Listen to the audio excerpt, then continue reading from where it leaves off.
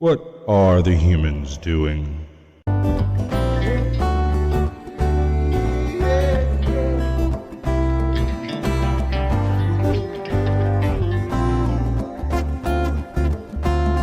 Do you think you're ready? Can you handle the truth? Or are you in denial and demanding more proof? They demonstrate in real time how they're spinning you lies, but no one pays attention, no one opens their eyes. They walk around like zombies with their head in the mobiles, signaling their virtues with a pick on their profile. Yeah.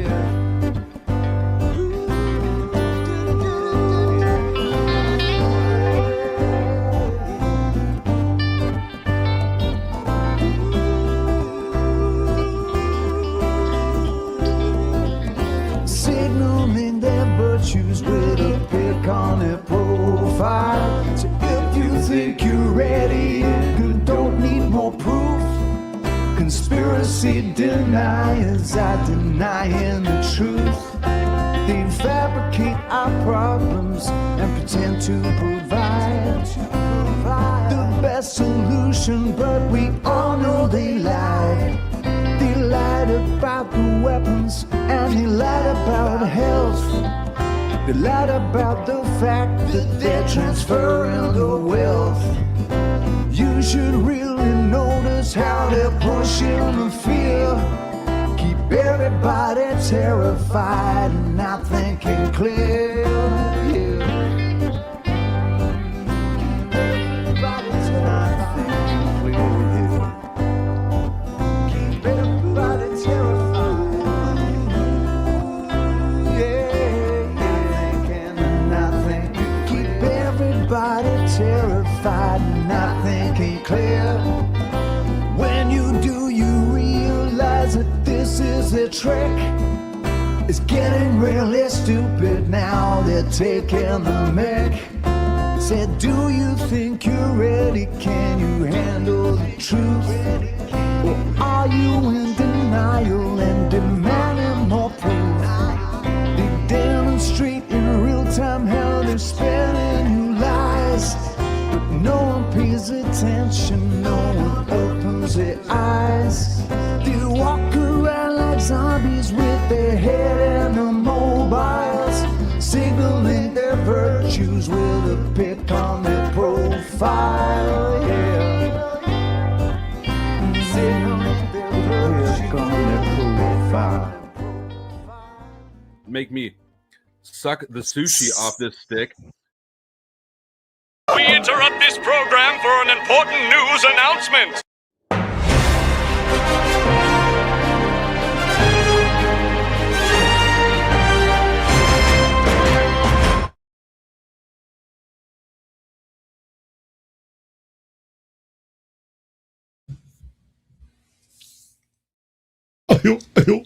Gorge.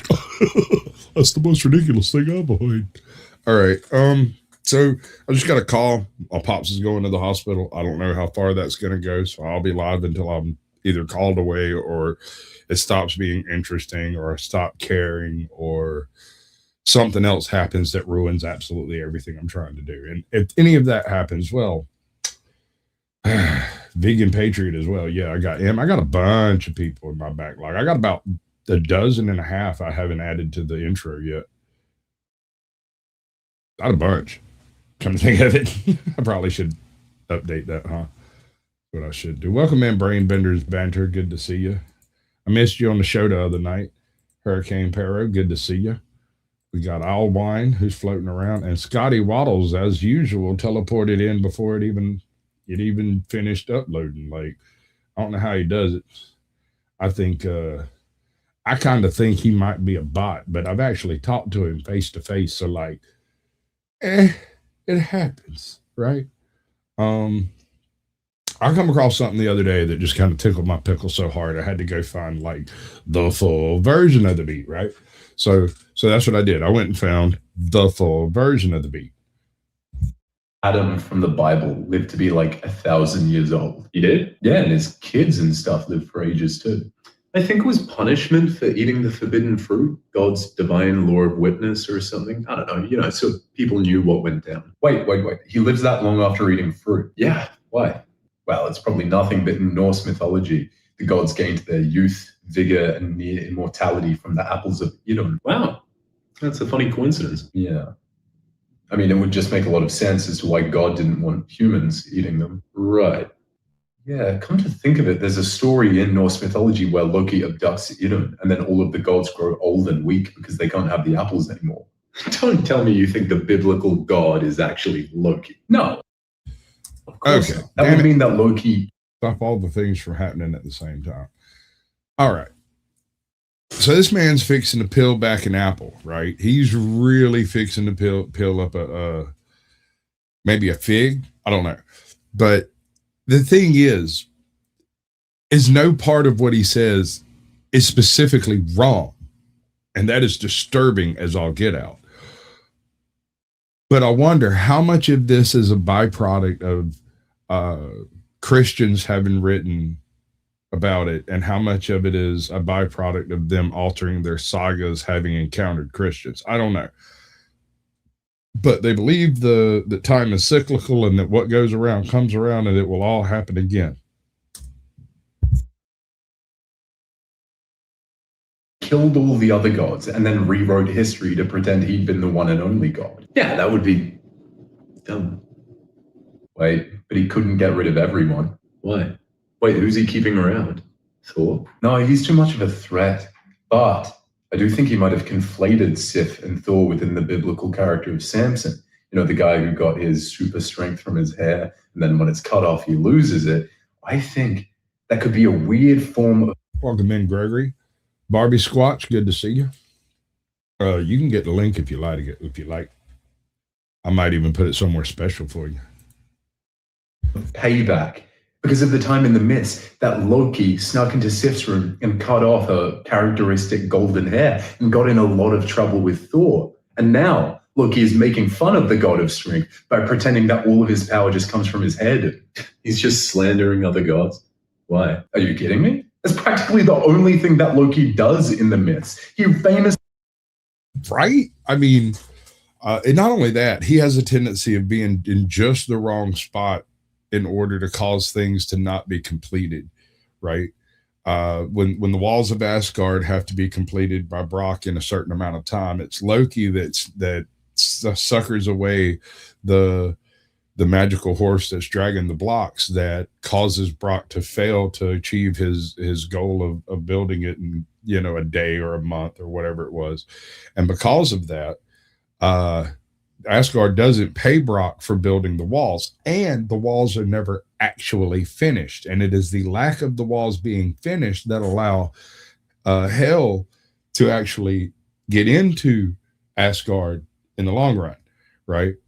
After the toenail ships land and all that. He ruins Aegir's feast by making fun of all the gods to their faces. He calls Tyr a cuck in front of everyone. It's funny to him. Okay, so who is he keeping around? Odin? Maybe. I mean, he was a notorious thorn in Loki's side, or vice versa, we should really say. But no, I think he would concoct a unique punishment for the king of the gods, the god of war and wisdom. Like what? Keeping him prisoner for a time? Before brainwashing him and manipulating him, poisoning his mind with trickery and magic? Think like Theoden in Lord of the Rings. I think for Odin, he would do something like put him through a perversion of Odin's own myth on the world stage so that the world knows him not as the conqueror he was, but as a servant of peace. No, you don't mean Jesus. His magic is completely within Odin's wheelhouse, who is, after all, a god of magic as well. And in Odin's myth, he willingly hangs himself from Yggdrasil, the world tree, for several days in order to gain knowledge and magic. But in the Jesus story, he's unwillingly hanged from a tree, or I should say the wood from a tree in the form of a cross, for Odin's lessons, his creations, the people. Not to mention him rebranding Freya, Odin's wife, goddess of fertility, as just a common prostitute. But there's still one major flaw in Loki's plan. Ragnarok is still destined to happen and will be set in motion if Loki allows Baldur to die, so he's got no choice but to keep him captive. Perhaps underground, ironically suffering the torment that Loki himself was supposed to endure after eliminating Baldur. Baldur is the god of light. Now remind me what name means Lightbringer? Lucifer. All right. This isn't my preferred version. The next one is my preferred version, but this one's good. I like this.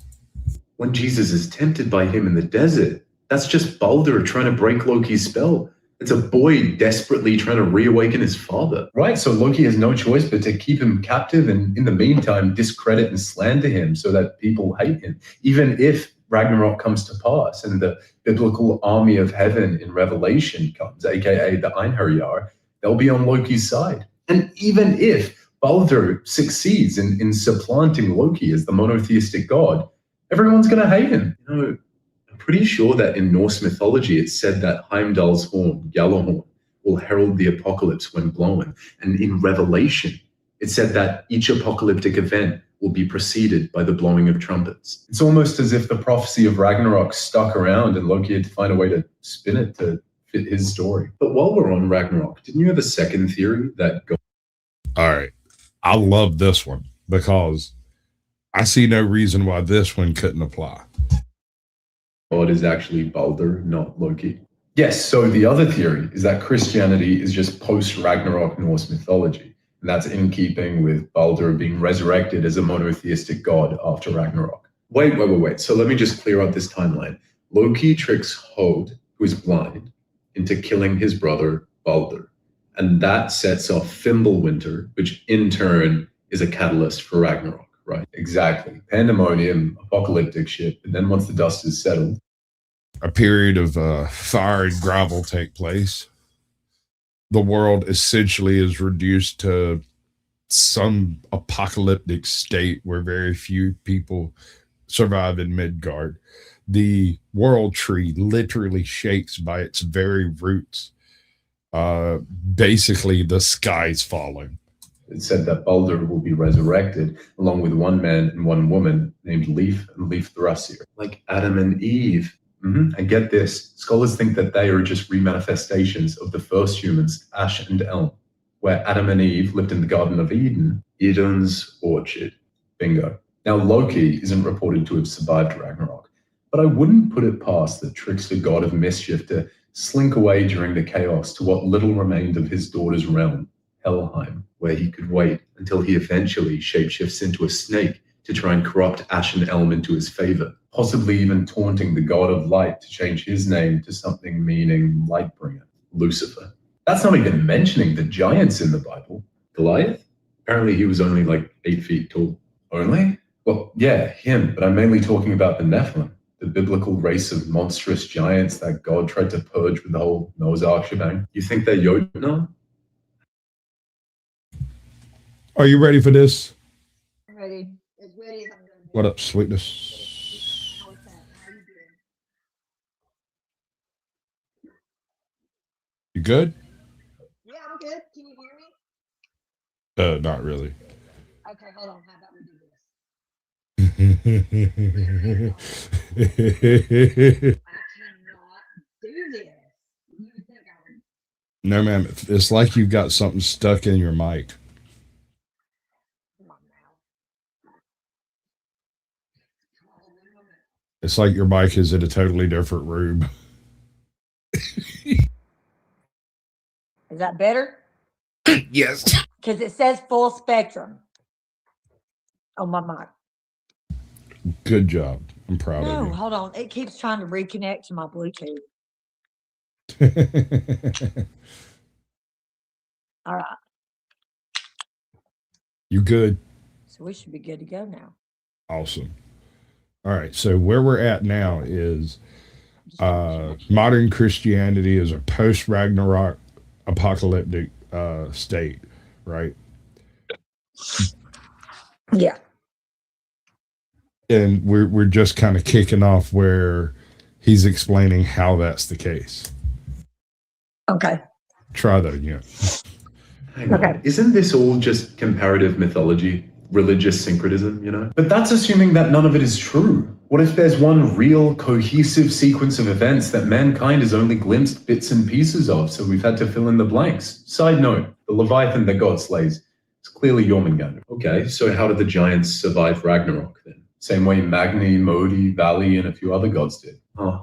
Wait, so if Baldur is resurrected and he becomes God, and Loki somehow slinks off and survives to become Lucifer, then who are the other gods? Archangels? But, then what are regular angels? Valkyries? Sure. Fine. Okay. But there's still one key figure that you haven't addressed. Jesus? That's just Freyr. Odin's wife? Not Freya, Freyr, her twin brother. Baldur's uncle. He's the god of peace, virility, sunshine. He's basically the god of just chill, dude. Can't we all get along? Yeah, for sure. I mean, he doesn't make a whole lot of appearances, primarily because when the fighting starts, he generally just kind of lollygags his way in. I mean, he's an absolute unit. Don't misunderstand me. He is a god. So there's that, but he's not Thor. He's not Baldur. He's not, Yeah. But he is an absolute unit, just in a chill sort of guy kind of way. Yeah. Good harvest, good weather, the list goes on. So, the walking on water? His father was Njord, god of the sea. And in that story, he clears away the bad weather to save Peter, god of good weather. He also multiplies fish and bread. He heals the sick. He turns water into wine. God of prosperity, good harvest. I feel like that's all in his wheelhouse. Plus, the whole virility, fertility thing kind of lines up with the company he kept, if you catch my drift. Furthermore, a god of fertility being reborn through an immaculate conception makes a lot of sense. Wow. That is one of my favorite tidbits right there. The god of fertility being reborn as an immaculate conception actually makes a huge amount of sense. It makes a lot of sense. And it shouldn't. It shouldn't, but it does. You're just sitting there and you're like, oh, you know what? That totally fucking makes sense. Duh. Yeah. Almost a duh. It's almost a duh. The fact is, when you're reading into the sagas, right?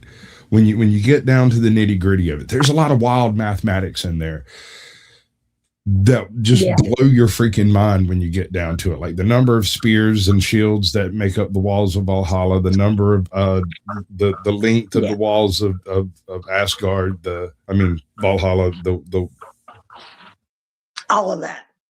All of it. There's so much of it. But the analogy here, it's pretty solid, I think. Yeah. Okay. What about Greek mythology? Don't get me started. Yeah. As far as I know, he hasn't done the Greek mythology one yet. I have been on that fucking trip for like 2 or 3 weeks now. For straight up. Constantly. I want to go see if he has done the Greek mythology, but it's worth it. If he has, yeah. Yeah. It's so worth it. It's as soon as I even got near that's part of this realm, then like my feed just started getting flooded with constant Greek stuff, constantly. Yeah. Hold up. He's only got 2 videos so far. About the Greek stuff? No. He's got that one and at-home tooth removal. I'm going to drop his @ in the chat. So anybody want to go find him can. So we can go look at that. But yeah, he's made a handful of shorts out of this, although they're not up on this particular thing. Formerly Ragnarok Johnson. Accidentally starting cults since 2022. That's what I'm talking about. Oh, yeah. Where do I sign up? No, I'm not starting any cults. Not yet, anyway. Yeah, not yet. Dude, not enough solid information there. But it's so worth it. I think it's definitely all right. Considering. Love you, Barbie.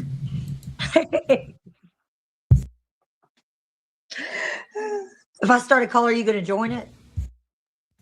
The cult? I'm not allowed to start nor join any cults. Is it a sex cult? Well, it'd probably be a sex cult. That would be the only cult that would make sense. That's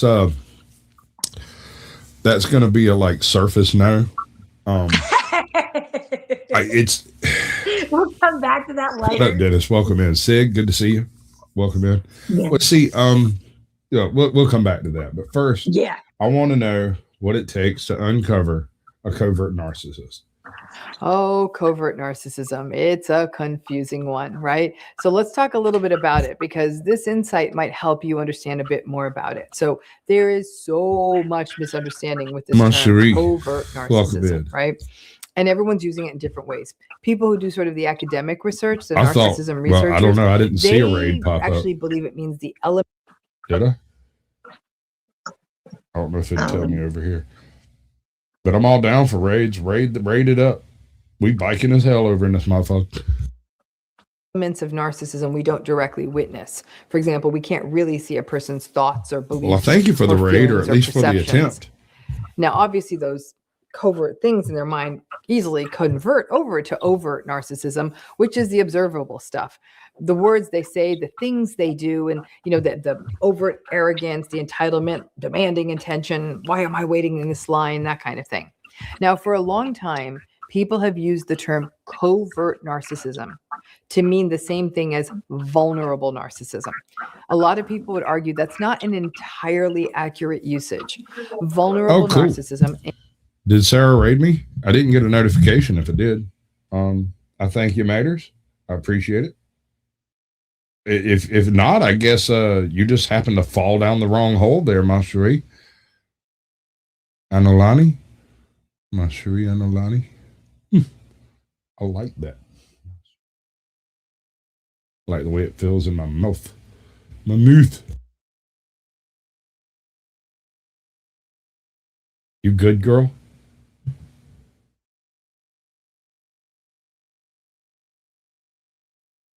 You tried the flies.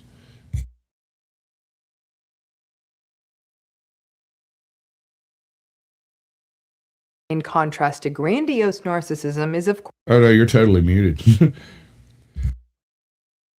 Okay. I was trying to make sure that I wasn't because I was trying to stream it to my audience too. For some reason, it's not letting me. It just keeps bringing me back. It's attached. Okay, It's doing it. Yeah. Nice. Of course, the more anxious, quietly hostile, passive aggressive, victimized, sullen, sort of brooding presentation of narcissism, right? These are folks that may at first blush or at different times look more socially anxious, more irritable, less extroverted, and frankly, they are often less successful than their grandiose narcissistic peers. Now, the other way people use the term or the words covert narcissism is sort of as hidden narcissism. And by that, they mean it's the narcissism that, for example, doesn't show up right away or didn't show up right away or isn't always shown to other people. Or it's the narcissism that only shows up, the narcissistic behaviors and patterns that only show up when there are no witnesses present, right? Or it's only witnessed by the same core of the family or a subset of coworkers or friends. The covert narcissism then becomes the idea that there are times, especially earlier in the relationship, that these more narcissistic, observable patterns didn't show up regularly. Now they're showing up from time to time and even more than time to time. I have a lot of people who approach me and say, I was in a marriage for 30 years with a covert narcissist. I don't get that. I'm sorry. You're not. If you're around me and you're a narcissist, don't think that you're full of me or that you're covert in any fucking way. I see you. I see you. Well, I think the whole point here is it's a little too deep down the rabbit hole to cover well, because she's talking about covert narcissism being something that you didn't notice, right? Yeah, at first. It's these little manipulative things that sprinkle throughout your life that don't add up to anything individually, but once taken all into account, become a thing. Yeah, I can see that. I don't know, man. How you gonna say that you were married to somebody for 30 years and didn't know they were a covert narcissist? Exactly. There would be signs, right? Yeah, definitely. Either that or you would have to take a look in the mirror and acknowledge that you are very fucking manipulative and naive if that's the case.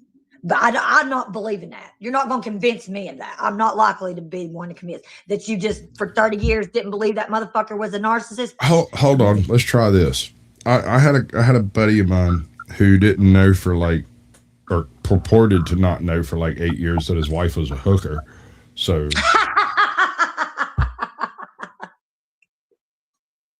I don't believe that. No fucking way. there it is. Thank you, Raging Tomato. I appreciate it. I don't know why that took so long to come around. It just popped up. And I love each and every one of you like a brother and a sister. And we'll take it all to the mountaintop.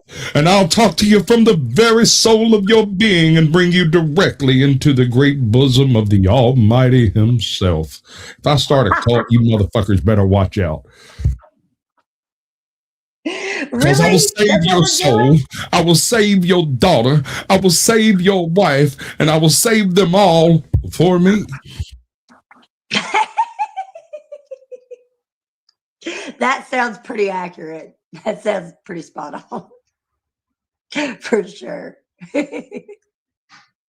I want you to dig down deep into the bottom of your pocket. I want you to go deep into the bottom of your pocketbook. I want the pennies out of your penny loafers. I want the change out of your sofa.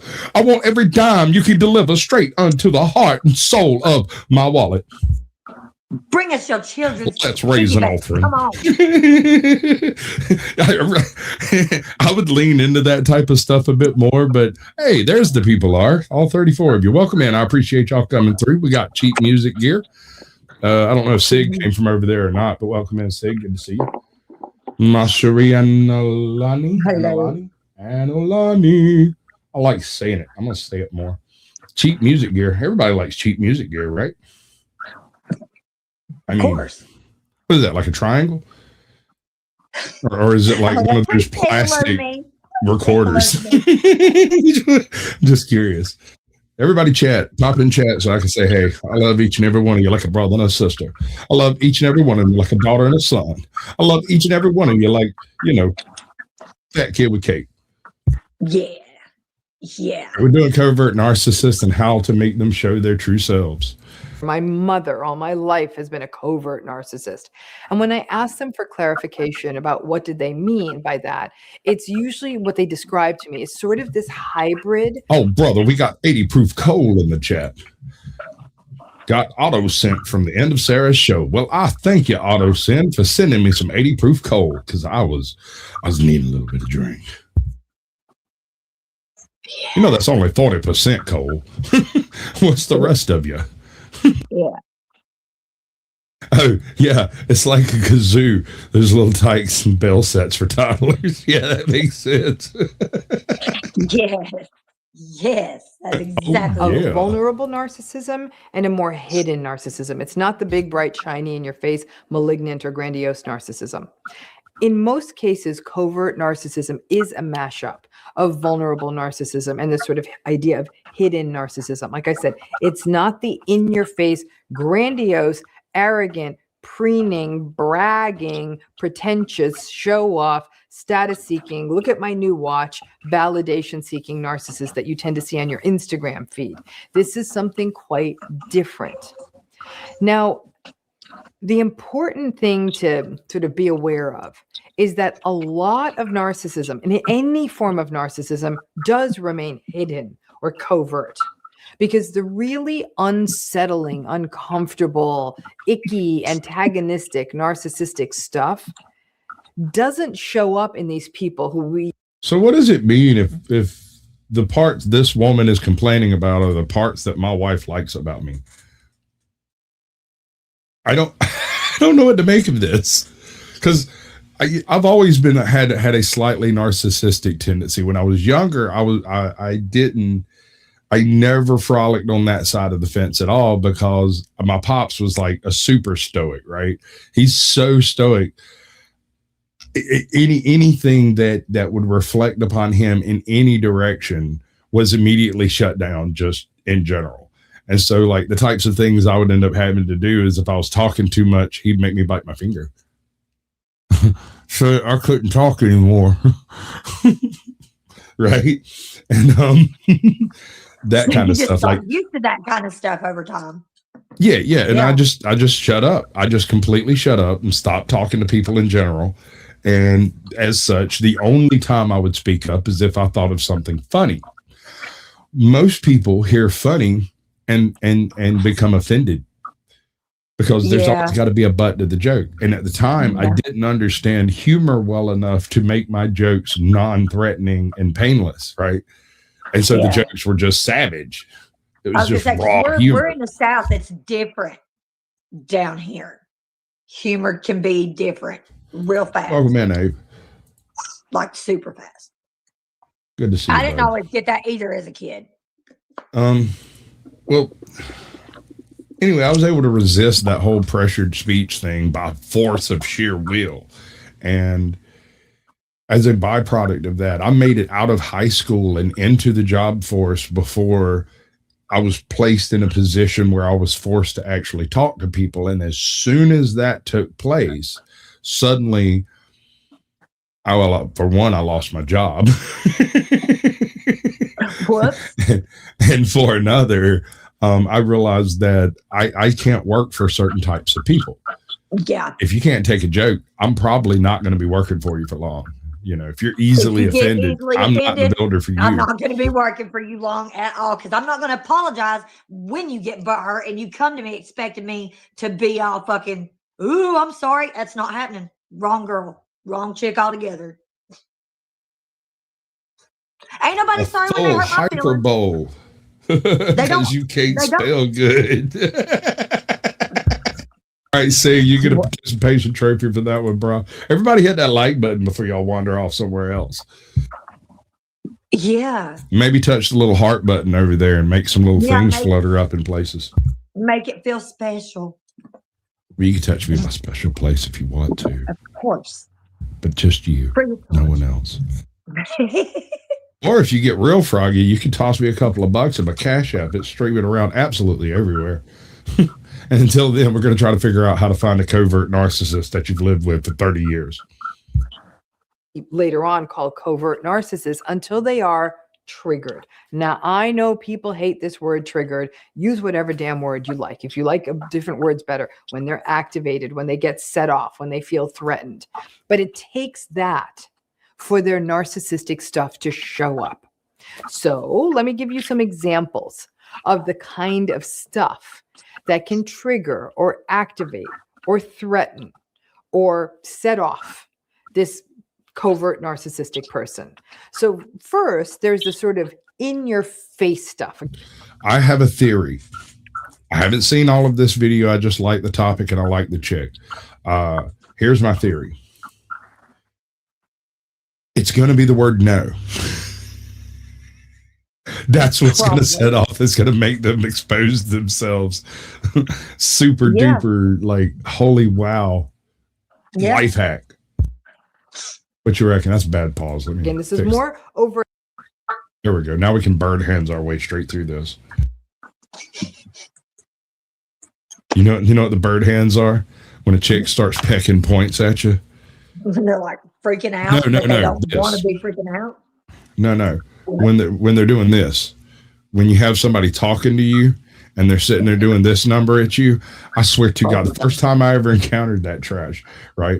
I was so bad. There was a stabbing that happened at my daughter's school, and I went to go pick her up for the after school thing that was going on, and I get there and there's like cops and there's all kinds of shit going on, and I go in, I'm like, hey, where's my daughter? And they're like, well, she's back there talking to the cops. I said, take me to my daughter right now. She's not talking to any cops without talking to me first. Right. She's like, well, you can't. And I said, I'm her father. We need to change the situation immediately. Lawsuits are flying already, and we haven't even found out what's happening. And she was like, and we turned around and we eventually went and found my kid. And when I found my kid, I was like, do you want to talk to the cops? She said, no. And I said, all right, let's go.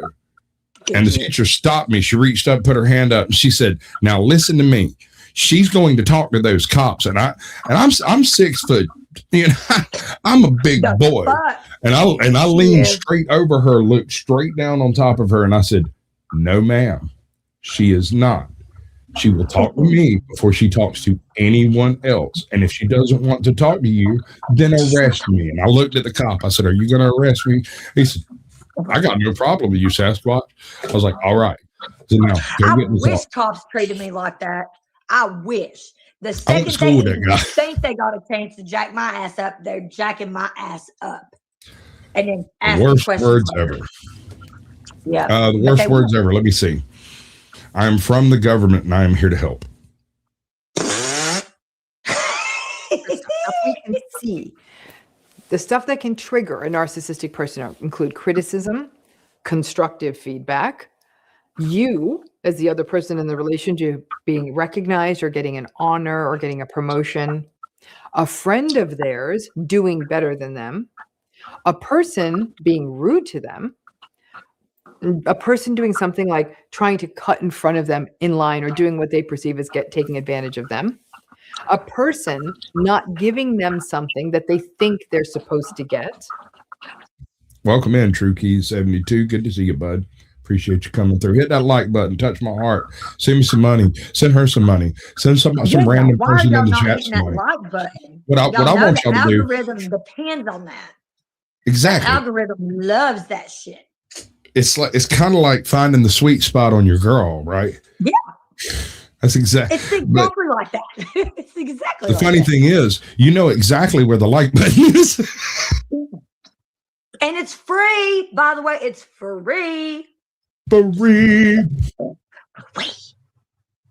Free. Like really free. Not hiding bullshit and free. There ain't even no bush around it. What's the problem? Exactly. There's another button you can touch if you really want to get it all juicy and happening. The share button. You can hit that thing and just copy the link. You ain't even got to share it. But if you do, make sure you share it to like a Facebook group that you really don't like so you can see how they react to showing up here. Or narcissists. If you happen to know a narcissist, just send this to them. It'll be great. Because they love us. Not. Them. They love hearing us talk shit about them. You having a social group or friends or family around you who are praising you. And then some of the stuff that sets off, that triggers this sort of covert narcissistic pattern or person is actually stuff that's happening inside of them, often in response to these other things. But it's things like them feeling inadequate. She's on YouTube. She's probably a narcissist. Welcome in, Lauren B. That's cool. Yeah, probably so. Cure them feeling incompetent, them feeling that everyone else has it better than them believing life is unique. Well, the whole point of this, Abe, is we're talking about the narcissists you don't know are narcissists until the right key ingredients occur. And then suddenly they expose themselves for what they are. I don't know if that's a clean enough description there. Welcome in, Mandy. Good to see you, girl. Hit that like button. Touch my other things. Copy something if you like. Send it somewhere if you want. You can pay me money. I'm not going to stop you. Uniquely unfair to them. They do. I love the little heart things. I like seeing them sprinkle up. Do not adequately recognize their gifts and their expertise and their wonderfulness. Them feeling like someone is making fun of them. Now, I know what you're thinking. Aren't we all bothered by this? Yes, but we can regulate. Now, there are a lot more than these, and you can feel free to add to the things you have witnessed in the comment section. But when all right, I do too, and it is a byproduct of having been abused so much by various narcissists in my life to the point where the slightest whiff of narcissistic manipulation turns me into a raging asshat without me even realizing it's happened. I shut down. I emotionally detach from this person. It completely, like somebody flipped off a light switch. It looks evil. Thank you, ma'am. I appreciate it. My mom appreciated it too. She did. Triggers happen and set off that entire insecurity and shame cascade within the narcissistic person. Hold up, this is funny. This comes down to some narcissistic bullshit. You'll like this. So I wake up this morning. It's Mother's Day.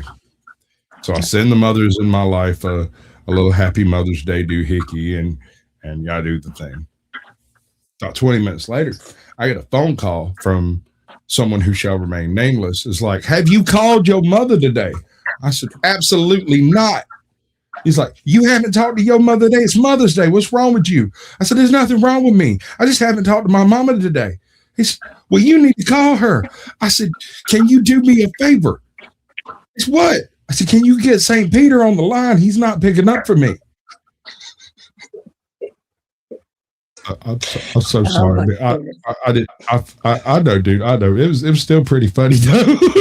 He was like, oh my God, I feel so bad. You have no idea.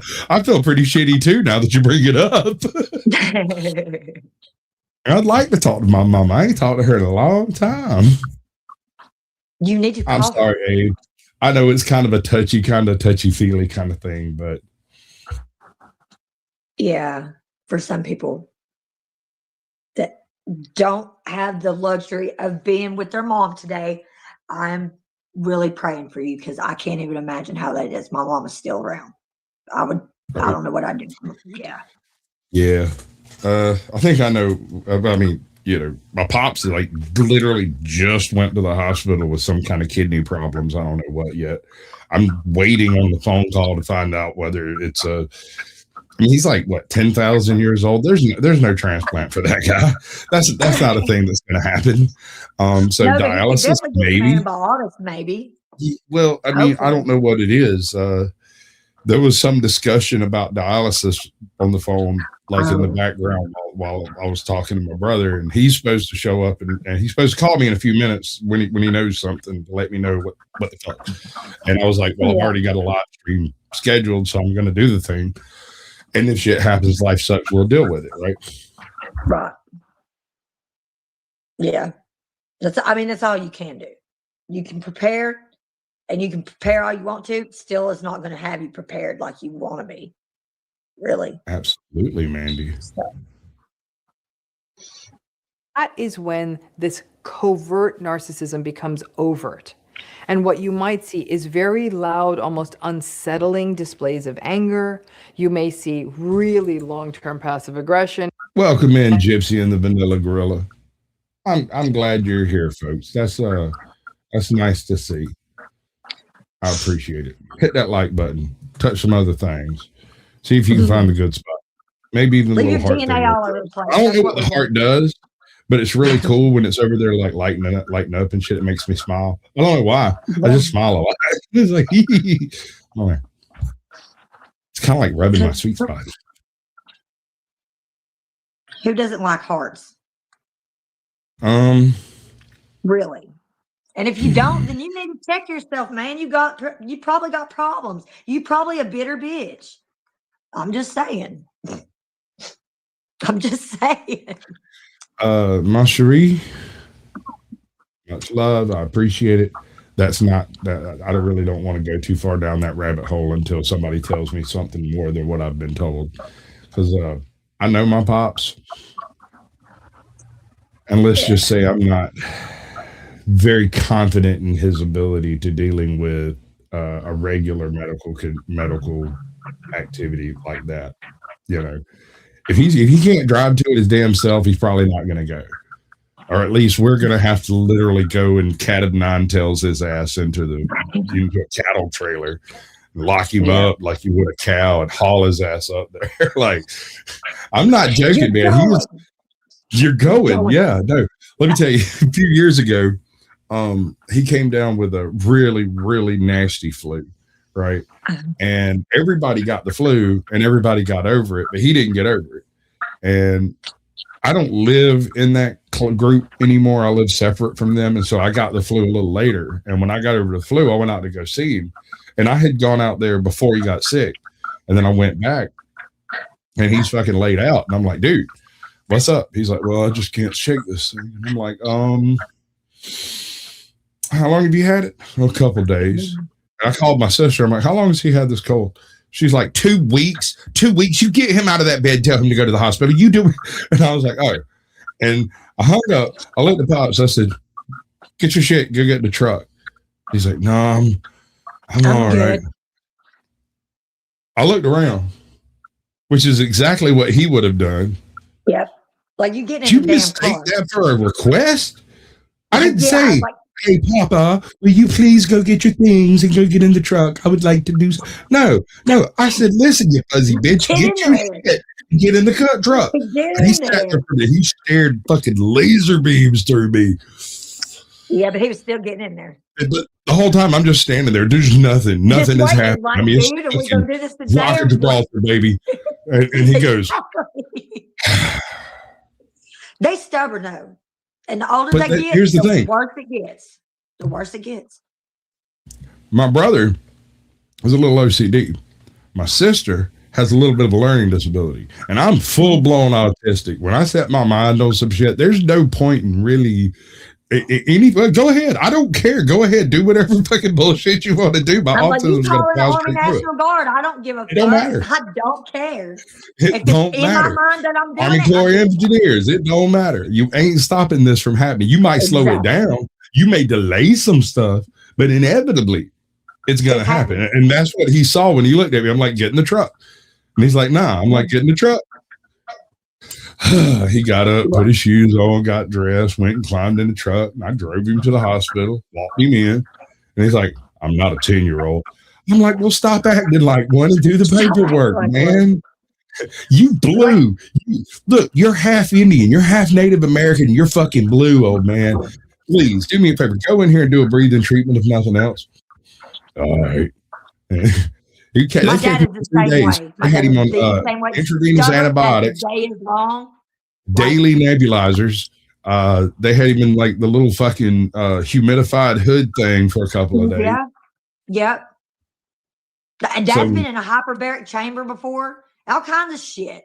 I'm like, when you are in a damn chamber, Dad, you know you need fucking help. Now stop arguing with me and just get in there and shut up. No, I mean, the arguing was done when he saw the look on my face. He just went, yeah. And of course, he heard my sister screaming through the phone. I'm like, you can get in there voluntarily or you can get in there involuntarily, but you're getting in there regardless. Well, I mean, on the way to the hospital, he looked over at me and was like, what would you do if I hadn't gone? I was going to call the guys in the coats, man. Like, I'm going to call an ambulance and they will drag your ass kicking and screaming out of this fucking house. They have no chill. It'd be a lot cooler if you just get in the truck and go with me, and I can bring you back when we're done, and it'll be all right, and maybe you'll feel better. Maybe not. I don't know. Yep. I was fully 100 because he was so functional. I was fully expecting him to like slap him with some IVs and give him a handful of pills and send him home. Nah, man, they put him on intravenous antibiotics and kept his ass sequestered in the West Wing type shit. See, it was that serious. It's that damn serious. And they just be acting like they're fucking fine when they know they're not. Sometimes I just look at my parents like, this motherfucker was driving his tractor around the back 4 hours before I got there in the fucking rain. Talking some kind of, I'll be fun. No, he was not. He was. Oh he was. But I mean, I shouldn't be surprised when it comes down to it because his dad, get this, a week before he died, he was trying to shoe a horse and got kicked. Oh my God. Right? Oh my God. Nothing, dude, did nothing. He hit the ground, bounced up, and finished shoeing the horse. He went inside, said his chest hurt a little bit. I'm sure it did. Sat down, ate dinner, and went to bed. The next day, he went out and plowed 35 acres of fucking field, turned and drove his tractor back to the house, went in and told his wife that he didn't feel real good, but when he finished and got some water and he got a little something to eat, and he's like, I'm going to go finish this field, and then we're going to head towards town, go to the hospital. She was like, okay. So she went like packing stuff up. He goes out, finishes the fucking field, turns the tractor off and dies. Oh man. Right fucking there. Right. Pops comes home from work, wherever he was at, sees him out there on the tractor, not moving, doesn't even go check, just walks in and tells his mama that his dad died. That's terrible. They got to go down the street to go get on the party line at the neighbor's house because there ain't no phone line that far into the swamp. and go call somebody to come get him off the tractor because she was ancient and Pops was fairly young at the time. That's awful. Welcome That's in, super AJ. You want a link? I sad. can make it happen, Captain. I know somebody who runs a show like this. That's so sad. Yeah, no, but it kind of goes to tell you, like he had 3 brothers, I think. One of the brothers died in like World War II, but the other brother, he had a heart attack when he was like 45. Oh God. Died graveyard dead, got loaded into the fucking buggy that they used to take the bodies to town. So like, I don't know where this happened at, but apparently it was close enough that they got the buggy to him. And then he sits up on the back of the buggy and was like, nah, fuck that. Gets off. And it weirded him out so much that he was like engaged to a chick. There was a whole bunch of business stuff that he was involved with locally, and he just cashed all that shit out and moved out west for 10 years, right? He's out there, sets up a whole family, gets a whole thing going. 10 years later, they get a divorce, and he moves back over here. He's here for about 3 weeks, and from what I understand, had a heart attack in exactly the same place. It was one of the shops up here in town. I don't know which one, right? And the whole family myth behind all of this is like, you might be able to fight on your time, but you will not fight on your place. You will die in the footprints you are supposed to die in, right? Yeah. God determines that, not you, sir. Yes, absolutely. And don't think that you're going to outdo your destiny that's already mapped out way before you ever got. Now, this is totally unrelated, but on my mama's side, you've probably heard stories like this before. On my mama's side, my grandfather was in World War II and had a leg blown off. And while he was in World War II, he met a black infantryman who also, while he was in the hospital afterwards, who also had his other leg blown off. And they wore the same size shoe. Turns out that man was from a town about 15 miles away from the town my grandfather was from. And so they made an agreement that after the war, when they got home, they'd get together every year or so and buy a pair of shoes. Huh. And they did. That's pretty cool. Forever. That man lived till he was like 93 and the other guy lived till he was 95. Like, that's so cool. So that went on for a long time, right? Yeah. That's so really that cool. kind of stuff happens, and people talk about, you know, how bad things were and how hard things were and stuff. Not if you try. That's all you got to do is try a little bit. I was going to say they were a different breed of people back then too, than men that were in World War II and came home from that. Well, there's more than just World War II, baby. There's also the Great Depression. You've got the Black Tuesday Some of them were born shit. right in the middle of that, in the thick of that shit. Yeah. The 1919 swine flu. Most of the ones that were in World War II were born during World War One. So yeah, that whole thing. Yeah, like my grandpa was. My mom's on my mom's side, her dad was born in the beginning of World War One and was in World War II, served in World War II. So, yeah. All right, I'm gonna try to finish this up. And silent treatment. You may see them shift blame onto you. You may witness them throw a tantrum. You may experience them insulting you, really hitting below the belt. You may experience them making odd projections, like accusing you of cheating or something like that, or saying that you're going to leave them. You may experience things like gaslighting. Again, many of us get set off by these things, but it's the consistency and the brutality. Okay, because again, I know you're thinking, well, Dr. Romney, when we experienced those things, you said, yeah, those various triggers, those various threats, call them what you will. None of us are at our best. We're not. Every one of us can say, yeah, when I feel those things, I am definitely not my best. But people who are not antagonistic, like I said, are going to be more likely to regulate themselves more often than not. And when are we just talking about self-control here, or I don't know? Maybe that's what it sounds like. That's what is the implication that narcissists have less self-control.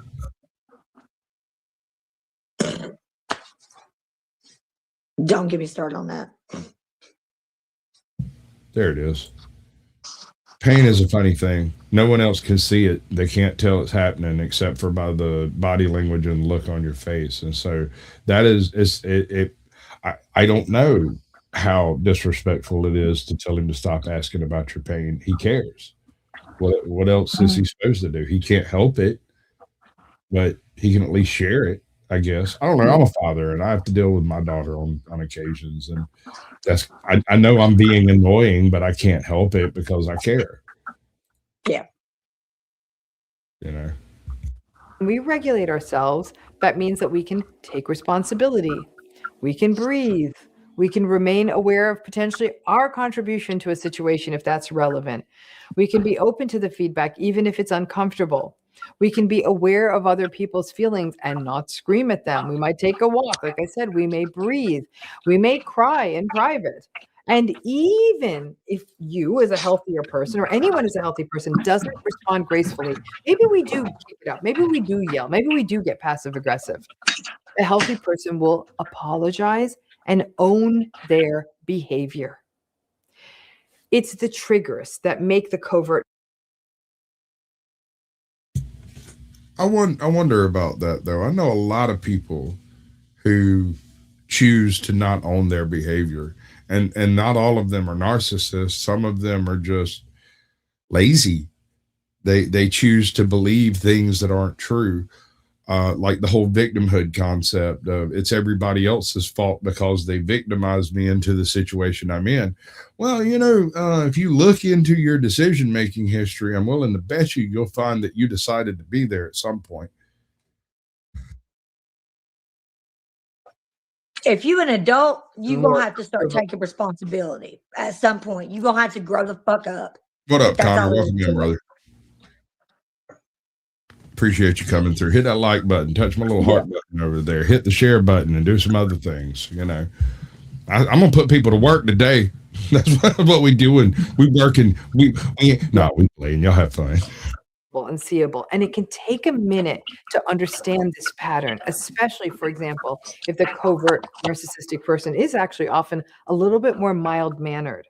And they do their thing, and they might be a little bit of a buzzkill or a bit of a malcontent, but they're not really lashing out. And it doesn't even seem like it sounds like what we talk about as narcissism. You may even rationalize the covert narcissistic person's behavior as well. They're just really sensitive. That's good to hear, criticized. They're just really insecure, aren't we all? Or we're just embarrassed, and no one's at their best when they're embarrassed. And you know what? Those things may be true. And good for you for having empathy for that. But it doesn't rationalize the behavior. At some point, even a 4-year-old gets a timeout for their tantrums. Now, this back and forth in these more covert narcissistic folks between what feels like the sort of normal or normal adjacent quality of the covert narcissistic person that then varies or goes back and forth with their blow-ups or other patterns like pathological jealousy. And pathological jealousy is a very signature quality of covert narcissistic people who, especially when they are triggered or threatened, will start down the suspicious paranoid rabbit hole and either suspect a partner of cheating or flirting or other inappropriate behavior, or have the sense that people are out to get them, or that everyone out to work is unfair only to them. And once that cycle... I have some wild feedback coming in on your end. Well, let's see what this does. I'm going to let that. Don't touch it. Stop it. Somebody unmuted it. You unmuted. Stop it. Unmute it. I can't tinker with your things if you're muted. It just shuts me out. Let me touch your buttons, damn it. Unmute yourself.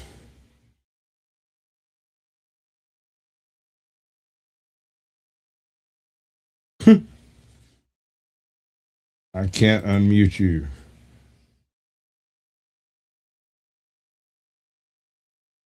No. Can you hear me now? Yes, I can hear you now. I can hear you, but not as loud as I want to. Well, the thing is you've got it turned up so loud that it's feeding back into the mic. How about now? I think it's a little bit better, but it takes a minute. Let's try this, and then we'll move on. You good? I'm good. We good? Nope. She hit back and left. Oh, no, it just froze for a second. Okay. Begins. It's very hard to get that sort of cognitive genie back into the bottle with a covert narcissist. As a relationship thank you, Connor. with a I covert appreciate it. narcissistic person proceeds over time, the gaps between normal days and the blow-ups because of their triggers, well, those gaps become smaller and smaller. You may find that where once upon a time you had decent weeks or months in the relationship, that what happens is that starts to get narrower and narrower, and it's at best you might get a decent few hours. It's as though the sense of threat lights a fuse in the narcissistic person, kindles a flame, and it shifts the covert narcissistic person to always being more vigilant to threats, especially if their life isn't going the way they want. And they become more and more thin-skinned in the relationship over time. Now, some of this relates to the shame cycle, where the covert narcissistic person doesn't like being the person that people have to walk on eggshells around, right? It's a bit of a paradox.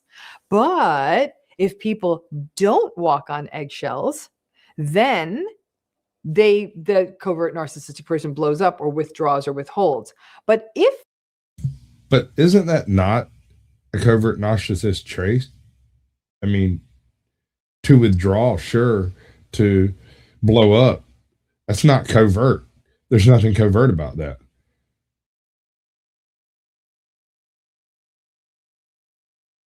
Oh, cool. I appreciate it, my cherie. I jokingly talk hot. I'm going to need some examples, madam. I was unaware that I'd done that. I mean, I could give you the old-fashioned Joey. How you doing? I'm not sure if that works or not. usually I get the best that I get is good girl. If the covert narcissistic person senses that you are walking on eggshells, well, then that's a trigger too. And you start to see how over time, a relationship with a covert narcissistic person is either you living coiled up in tension or cleaning up the messes of she their does have an amazing clavicle. living in fear. That's a participation trophy there, Bo. You're paying attention. Thank you. Homegirl here. Yeah, she has amazing clavicles. She's really articulate too. I'll listen to her a lot. She seems to be kind of floundering around this particular topic because she keeps naming overt narcissistic traits and saying that these are things that covert narcissism is. And the problem is, by definition, if it's definable as a narcissistic trait, it's not covert. Right. It's usually full on. Right. There's no covert there. Yeah.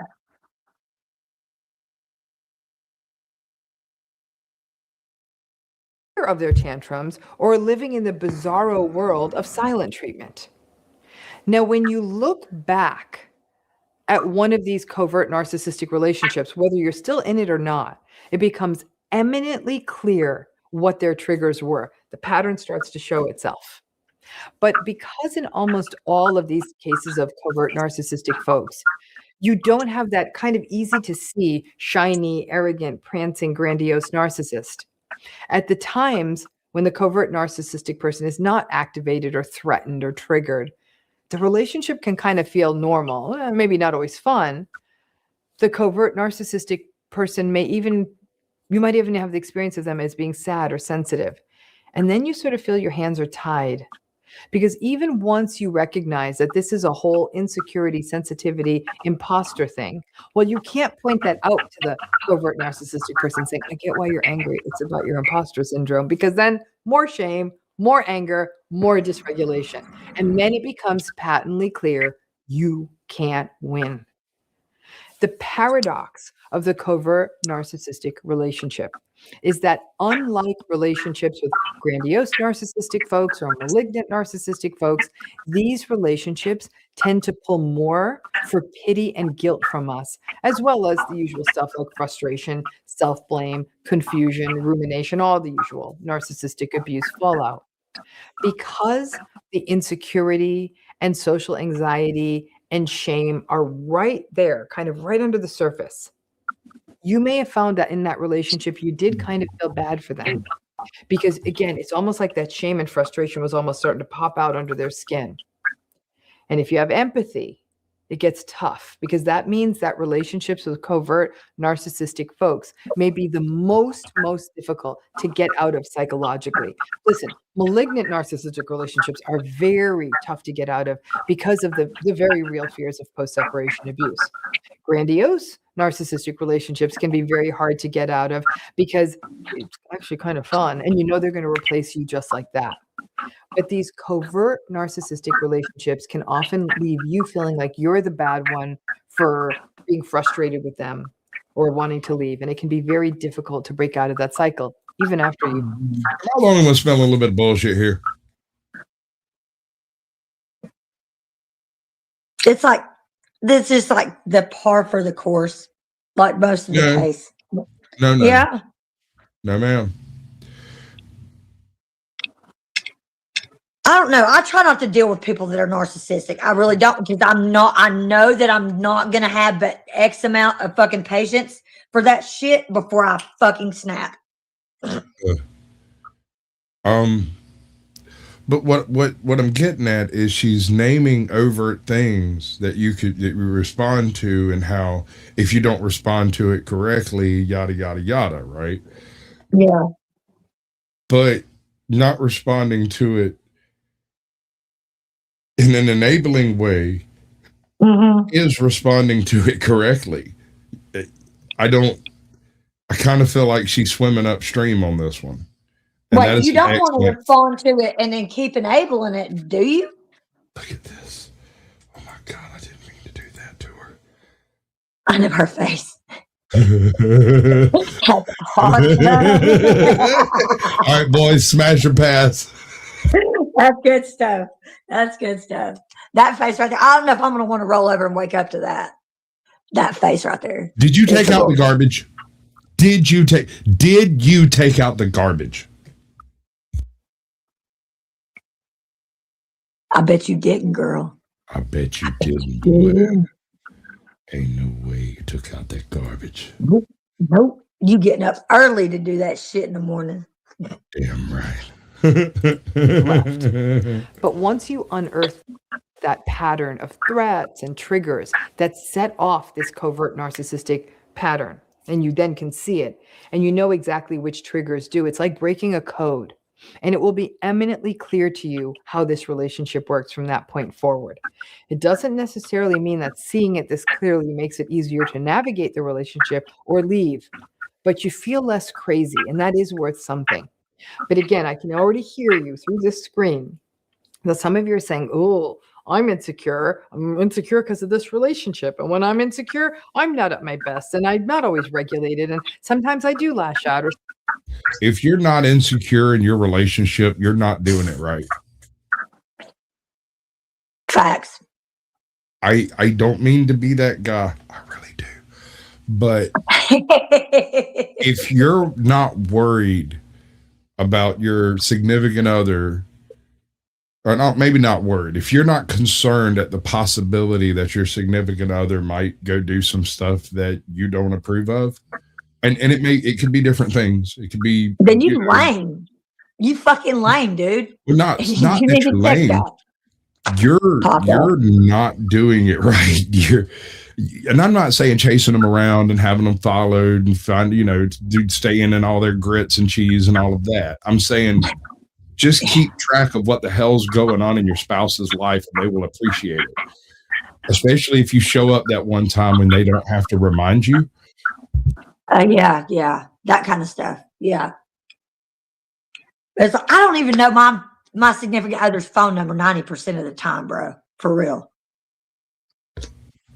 Yeah, no, it is scary because the advice she is given would seem to, at least an intelligent narcissist would realize they are exposing themselves and alter their manipulation tactic immediately, thereby coverting themselves once more, right? Sure, you do nurture your See all that relationship. psychological shit? I can't fucking. I'm not doing that. I'm Oh, too dude, old for that. I'm it's not fuck that. it's second nature in some cases. You remember I told you I worked for a carnival for a little while? Yeah. I learned more No, I about totally get what you mean. I know what you mean. It's just I'm too old for that shit now. I've done it for too long, for one, for fucking ever. And now I can see right through that shit. So I just don't have the brain power to do it. I'd rather just sit there and give them that deer in the headlight look, like I'm dumber than a box of rocks. Like what? You're Until good. they stop fucking with me. Yes, sir. What usually happens to me is at some point in time, somebody stares at me with a slight bit of drool dripping down their chin. What is up, my brother? Good to see you. What you got going on, bro? I'm triggered. Hello. How are Already you triggered. doing? Hell yeah. I'm triggered. You want to tell them Oh, all God. who you are, what you're doing, and what's going on, and how to find you, and where to subscribe, and all that stuff? Yeah, the channel. My life imploded with lots of problems. Just leave it at that. Okay, we don't have to explode all Yeah. that, but Same channel. It's just called Barnosphere. It's okay, still, so they're all still subscribed and everything. Go subscribe to the Barnosphere, or just Yeah. Barnosphere. I don't know. I've soft launched. Okay, call yourself In Transition. It sounds Yes. better. Transitioning And dude, like, call me up sometime. We'll hammer out some names, work out whatever it is you want to do. You know how I do. It's your channel. You do what you want to do. I'll help. Yeah,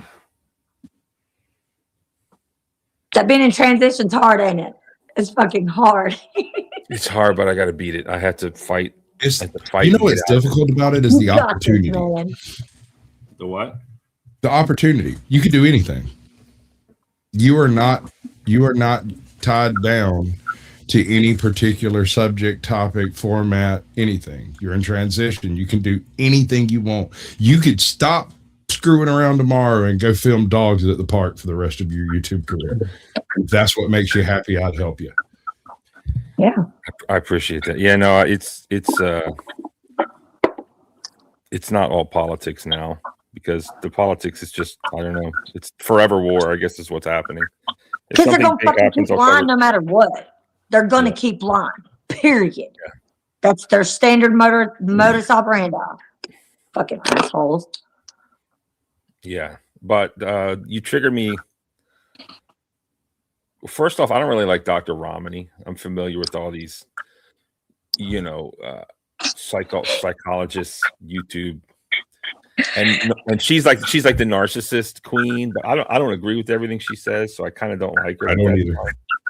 I'm more into As opposed to avoidance. who? Dr. Phil?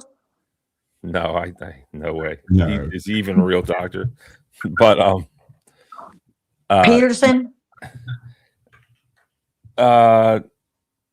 Well, I'm into avoidance, which is like everyone used to be a narcissist. That's so like 5 years ago. Now everyone's an avoidant. That's what I'm into. But the thing that triggered me when it was like, I hate when people say this word insecure. And it's like, and it's just like this claim that's always made. You're just insecure, as if that gives someone the right to just do whatever the F they want to do. You're insecure, therefore I'm going to do whatever it is that you're insecure about because you're insecure, and that's a you problem, not a. Hold on a second.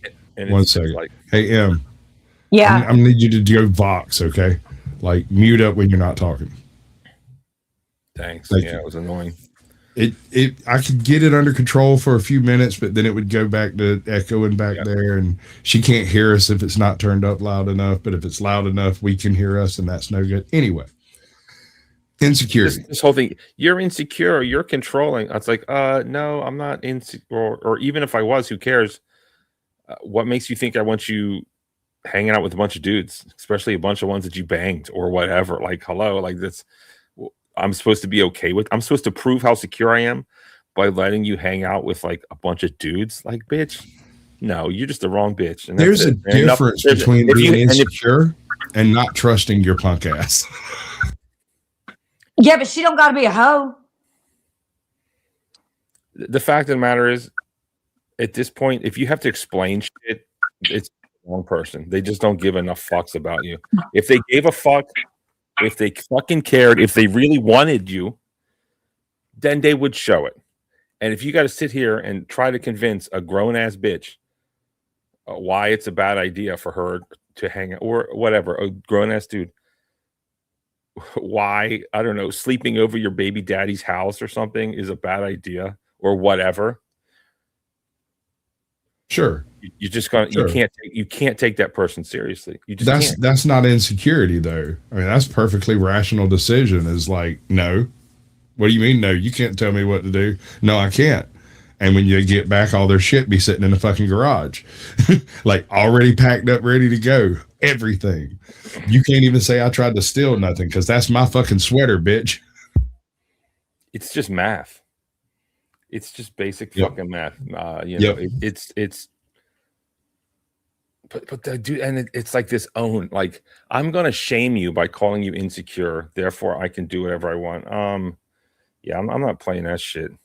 There's another thing that happens, at least in the Panelverse, is people saying it's two things. One, you're emotional, and two, you're projecting. Right? They use this like a fucking shield and a sword to run around and just try to knock down people that are actually talking and actually speaking their mind. Right? That's some keyboard warrior shit. I can't fucking stand that shit. Like, you know, you ain't gonna say that. If you see me in real life, you know you're not gonna say that shit to my face, bitch. So stop. Don't do that. That flat earth fuckwit really put that shit on me. Yeah. You're triggered. Yeah, I am triggered because you're a fucking cunt. I'm like, what? You know what? You got to mute. Seriously. Did it for her. Yeah, so I'm triggered. I'm triggered, and I'm. Well, I was going over some of the things like what she was saying. She was defining covert narcissism and then talking about overtly narcissist behavior taking place covertly, but that doesn't really make any sense because that's not how they roll. Once it's overt, it's not covert. So I don't know if I told all of you this, but fuck it, who cares? I have an ex who is a homeless schizophrenic now, and it's fucking nuts. And she was very she was pretty successful in life professionally. I'll just leave it at that. And now she's a legitimate schizophrenic, homeless, and she thinks she's married to famous DJs, and she thinks she's getting SA'd by Hunter Biden. She has a phone somehow, and she goes to Wi-Fi's and she posts, and she'll post my full name and say that I sneak up on her and like put bugs on her and SA her, and it's like every couple of days it's a new thing. But that's not really the story. The story is she convinced me, this is before I knew she was schizophrenic, I thought I was a covert narcissist, and like maybe I am, I don't know, or something. But that's another problem. Anytime you date a woman, they always say the same thing about their ex. He was a narcissist. I'm like, is he really? Is he really? I don't know what. Darling. And did all of your exes abuse you? Because it's like, really, every man, or is it just I just somehow am attracted to abused women that all of their exes abuse them? And I wonder, like, how many of these women are saying that I'm abusive? Like, all of them. Every single one. Of course. I hate them all. Look, it's not just girlfriends and exes either. So I occasionally have side chicks in my relationship. Right? You have what? Side chicks. We've had this conversation before. I currently have a black side chick named Shamia who's like 6 foot. And isn't this private information? Not really. I mean, if they're willing to walk past my kids and my wife to come get in my bed, I don't think it's anybody's private information. Doesn't your wife not want? I mean, I don't want to. I'm triggered. I come on these shows and you know, I'm pro man. That's not a term for gay, FYI. I want to stand up for men. We need to stand up for ourselves. We've passed everything on to everyone but ourselves. But I get put in these positions where I have to simp for women. Now I'm simping for your wife, bro. Really? Maybe you shouldn't. I figure it's her decision. I'm pretty sure she wouldn't like that. I don't know her. You don't know her. I get it. I understand. But we altered our vows when we got married. We both cheated on each other constantly during our engagement. And we split up, went our separate ways for like a year and a half. And then we stumbled across each other at a random place and was like, I'm kind of tired of dealing with everybody. She was like, me too. And we've been together ever since, even through all of the stupidity and wildness and stuff. You got to remember, dude, I used to be a hardcore fucking junkie. Like it wouldn't be unusual for her to come home at fucking 4 PM after she got off work and find me and there were 3 scabby hoes. Like that wasn't even a thing. So like having a dedicated side chick is a improvement over things that previously may have occurred or may not have occurred. Right. Junkie, bro. Full-blown junkie. I know it's hard to imagine. You don't see me that way, but it's a thing and it happened. But that's not, it's okay. It's just trigger. Like people have their own relationships. I can accept your disapproval. That's perfectly fine. And you don't have to approve of mine. I don't disapprove of your lifestyle necessarily. Hold on, Em. I don't have. But I don't expect you to be a saint either. Hold on. Whatever you and her worked out, and it works, great. But I just feel like maybe you shouldn't fucking advertise that. I didn't take out a billboard, bro. You did. I was not really.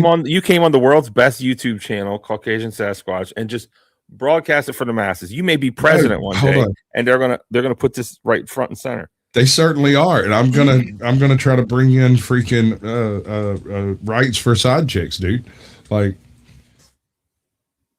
come on, who are we talking to? I don't want that kind of relationship, quite frankly. I got you. I dig it. You don't want that kind of relationship. We've been married 20 years, bro. Like, I don't know what to tell you. We're kind of long in the tooth to be trying to like up our game or whatever, but that's not the conversation. That's not the conversation. The conversation is, I mean, do you share with the, I mean, if we're just going to be vulgar, the conversation is about how people say shit that ain't true and they do the whole narcissist thing and all of that. So this chick who could leave at any point in time she wanted had absolutely no reason to be here beyond the simple fact that, is that you? Show me it's you. That shows me it's you. Beyond the simple fact that she wants to be involved, right? Doesn't. And then does. But when she leaves, suddenly I'm every type of bastard ever made. I'm back on that junk. Nobody needs to talk to me. Who wants to be involved? Who are you talking about? The side chick? Side chick. The side chick, willingly, voluntarily involved. Decides she wants to hook up with a friend. Hold on. Are you guys having threesomes? Let's just get it out there. No. The side chick decides she wants to hook up with my best friend rather than going, hey, I'm going to go hook up with this dude. She does this whole super clandestine 3 layers deep, and things just got really weird. And I was like, when shit gets weird, that's done. We're not fucking around no more. I mean, I don't know why you're being weird, but stop it. Right. And she gets mad. Her response is to tell everybody I'm on dope, that I don't remember exactly how she told somebody that I stole her fucking dog. I don't remember who it was or why. Is this recent this shit, or like this has been like 5 years ago. Oh, okay. This has been a while back. This is back like just after lockdown. Are you still with and everybody was crazy anyway? Are you still with this side chick? Oh no. We're several side chicks later.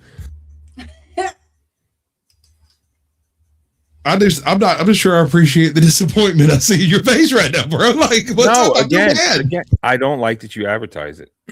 And okay. You want to change the subject? We're going to talk about aliens?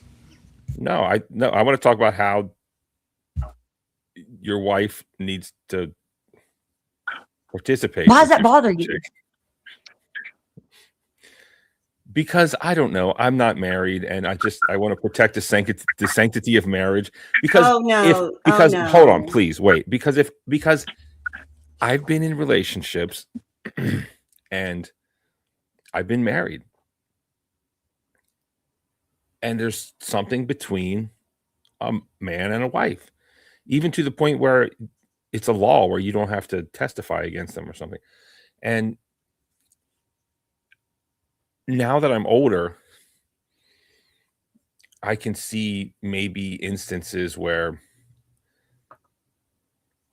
quote unquote cheating is okay or something of that nature, but it should be kept private, in my opinion. And maybe there's like it happens a lot, really. There's chicks out there or dudes out there who know their spouse is cheating and they just accept it, and whatever works for them. But I'm pretty sure they don't want that getting out, and I don't know, maybe Sasquatch is, maybe you're bragging a little much. I mean, it's good to brag. It's good to be like, yo, I got it, I got a wife and a side chick, I get it. Like that's more of a conversation you should have with me behind the scenes, like some bro talk. But to just like blast it, I don't know, it just, well, I mean, if you'd like to have that conversation privately, we can. Well, you've already told me, and another thing was, I thought it was just like a secret conversation between you and me. Now I feel like you've disrupted our bro talk. Oh, wow! The broness. I thought I was special, and it was just like, it's not special. Well, I will tell you this. Now you're like cheating on me. Oh, that I regret. That actually hits me in the goonity, bro. How dare I? I would almost apologize, except I feel like you might be doing some kind of covert narcissist shit to me, and I don't know. Maybe you can't help yourself. I've been accused of it, but I don't know. But then I asked someone else, and they said I wasn't. So I'm like, well, I don't know. That was an interesting situation. So welcome in, ATL. I appreciate you coming through, bro. Hit the like button, hit the share button, do the things and the stuff and the other stuff that makes YouTube so giggly and wet. I just feel like the perfect marriage would be, I know what you need in your life, Sasquatch. I'm going to tell you. Take it from a $3,000 a night hooker. Take it from a guy who's failed at marriage. I know what you need. You need your wife to go out there and test these girls out sexually. He does. And wait. And then if she determines that they pass the muster and that they're not going to pull some crazy shit, she brings them home to you, and then you share. That has happened. Yes. And that's, and I don't know.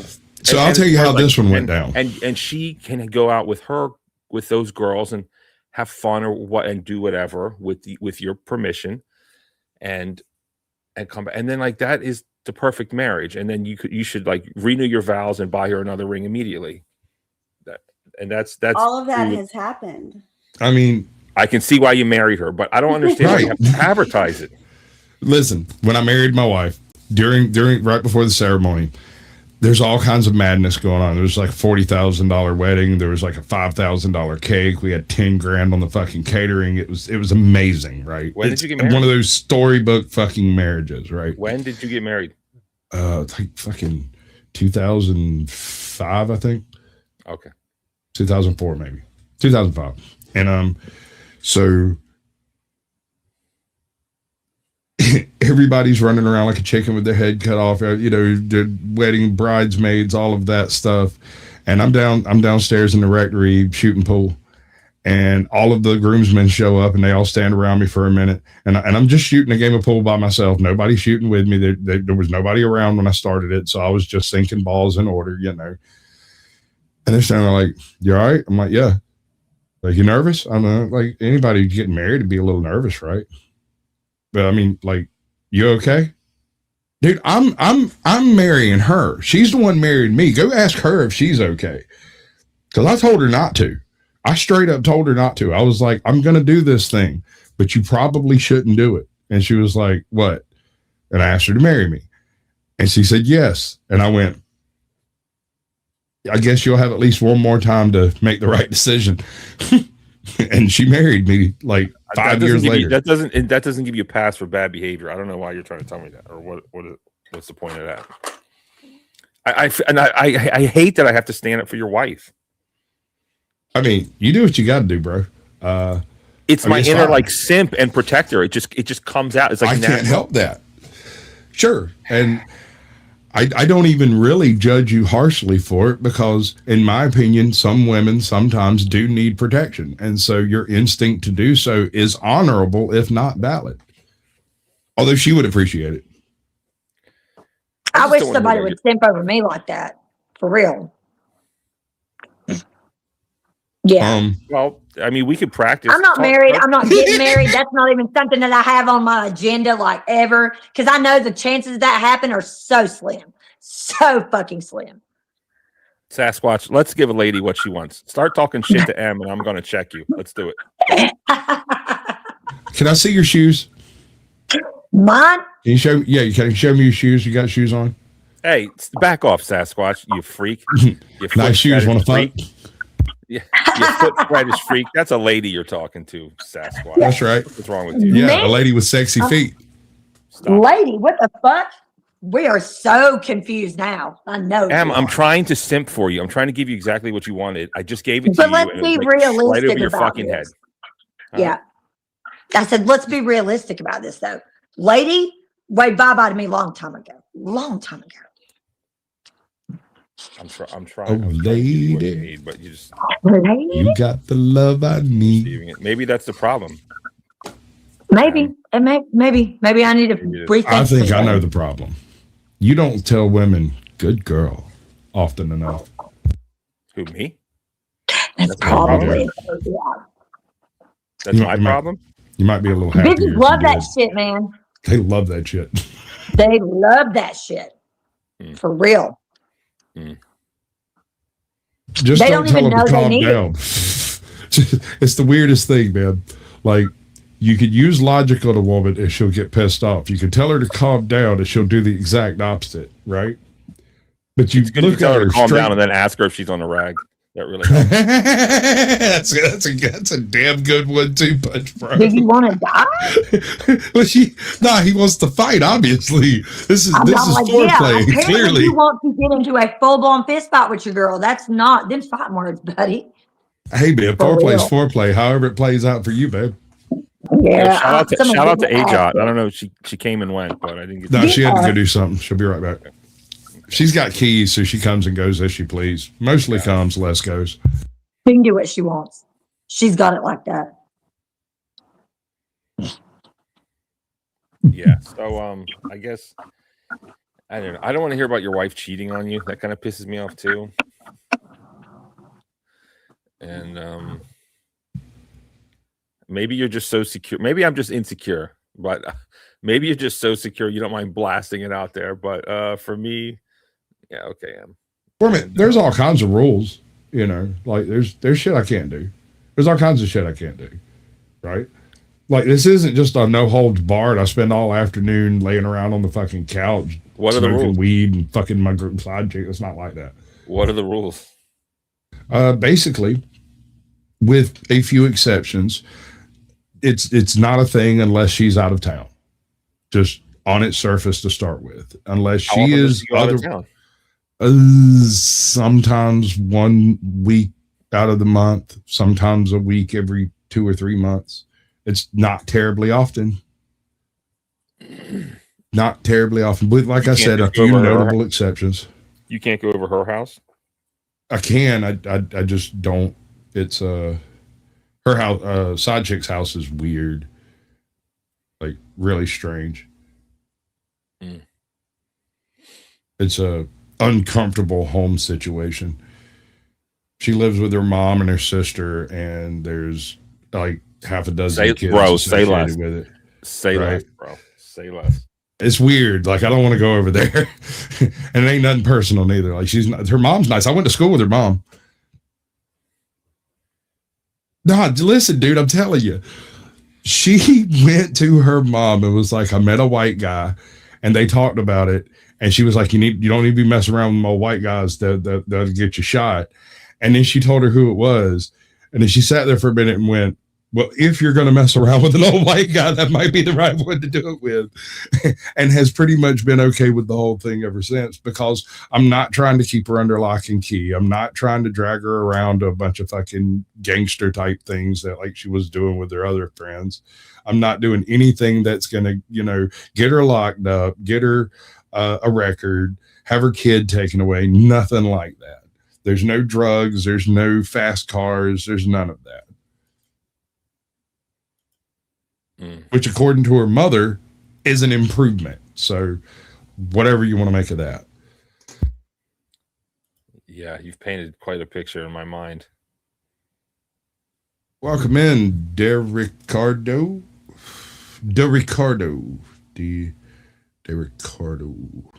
What up, bud? Welcome in. Hit the like button. Everybody likes to do that, right?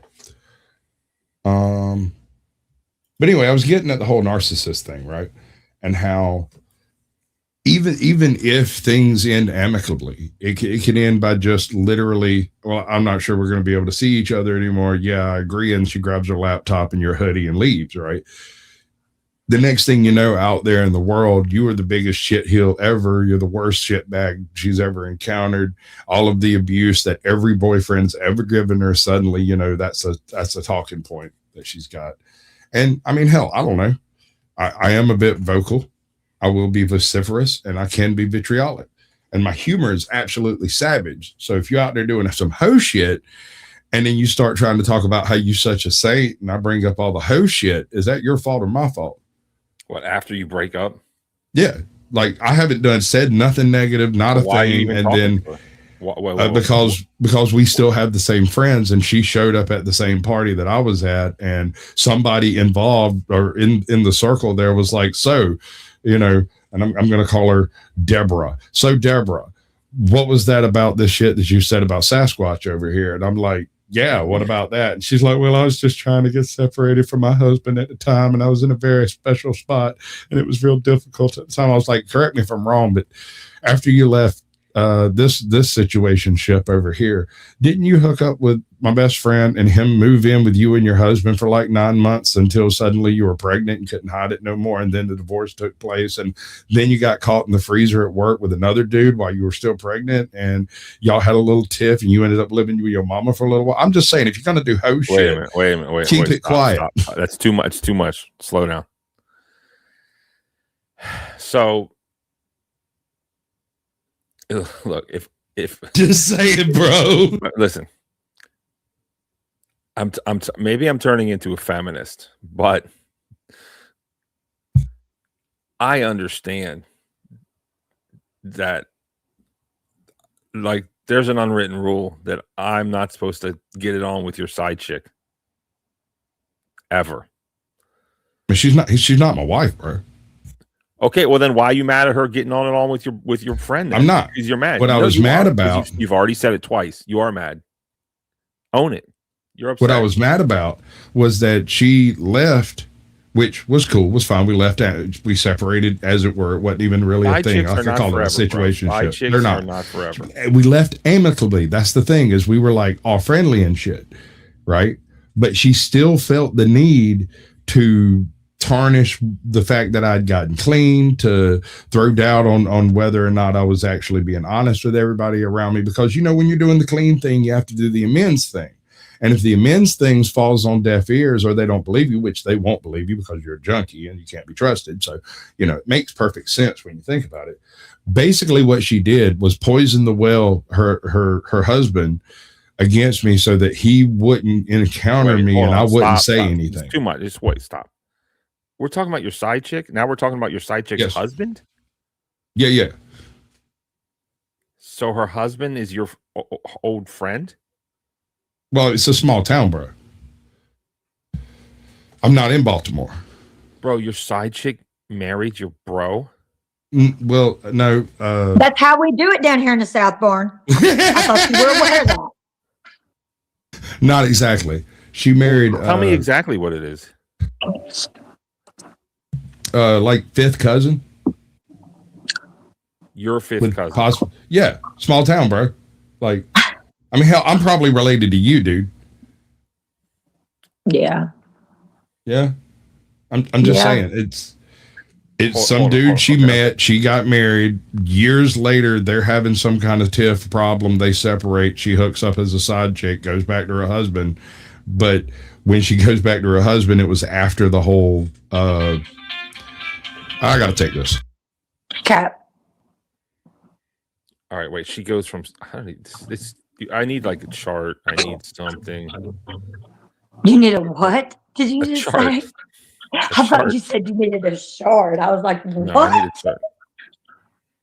I like, knew that's the last thing you did. That's probably how we all got in this situation to begin with. I don't know how. Why are we letting side chicks do some of the shit that he just said that the side chick would be doing? But what did she do? What did she do? The whole sleeping with the other dude. Well, wait a minute. That's bitch made shit. That's bitch made shit. Like, do you want to catch a STD, you dirty ass bitch? Well, if she's a side chick, you know that she's probably going to bang someone else too. I don't know what's wrong with people these days. Don't y'all care about y'all's dick in your vagina, like, at all? Like, not even a fucking little bit? For real.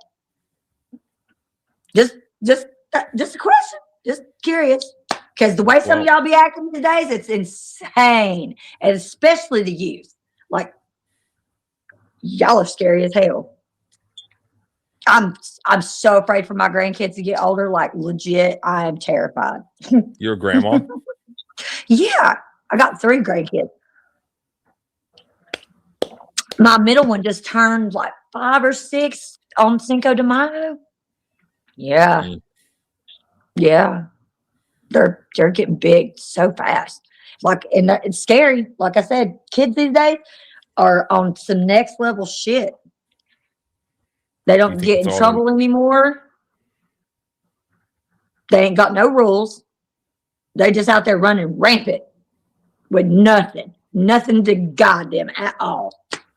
And all of us adults are too busy doing our own shit, having side chicks and stuff. So my pops is getting life flighted to Savannah. Oh God, what's going on? He's having he felt bad and went to the hospital, and they're like, oh shit, and loaded his ass on a helicopter to Savannah. I don't know exactly what's going on. I'll know more in a couple of hours after he gets there. It's more serious than the kidneys, though, huh? It is the kidneys, apparently. That is why they're doing this, but the quote overabundance of caution was used, and I never trust that. Yeah. Well, it's what you live in a small town, right? Well, I was an EMT and a nurse for years, and I've worked in big cities and small towns, and just small towns. If he has kidney problems, that means he's going to need probably acute renal dialysis. Yeah, a PICC line put in. I don't know where he's at as far as the process goes. And none. They just found it. So he's going to need like a central line put in like tonight, and then maybe he'll go on some type of dialysis. And small towns are just not.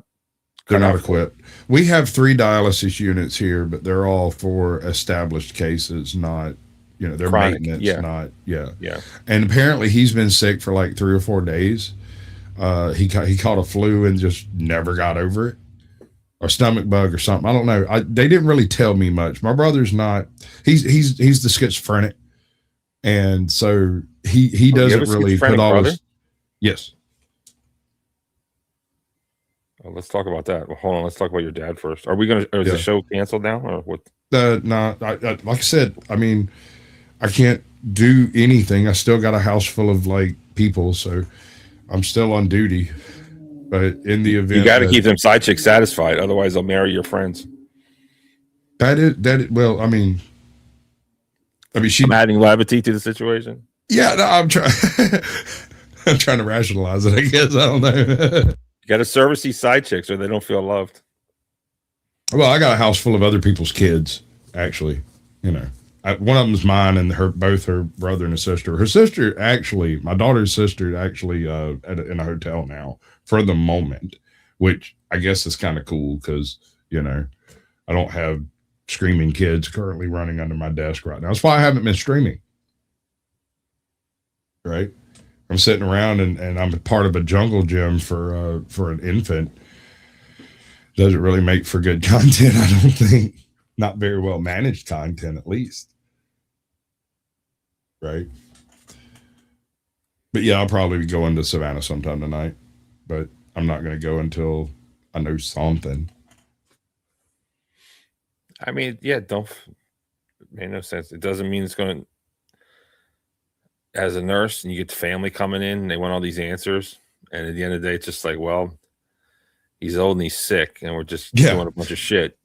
He's like 10,000 years old. 10,000, yeah, and there's 10,000 things happening all at the same time. It's not like, oh, he got shot in his leg, and now he needs surgery, and he'll be done tomorrow. It's never. It's not like that. Usually. Did I miss Tootie Bug? My bad. Hey, Tootie Bug. Welcome in.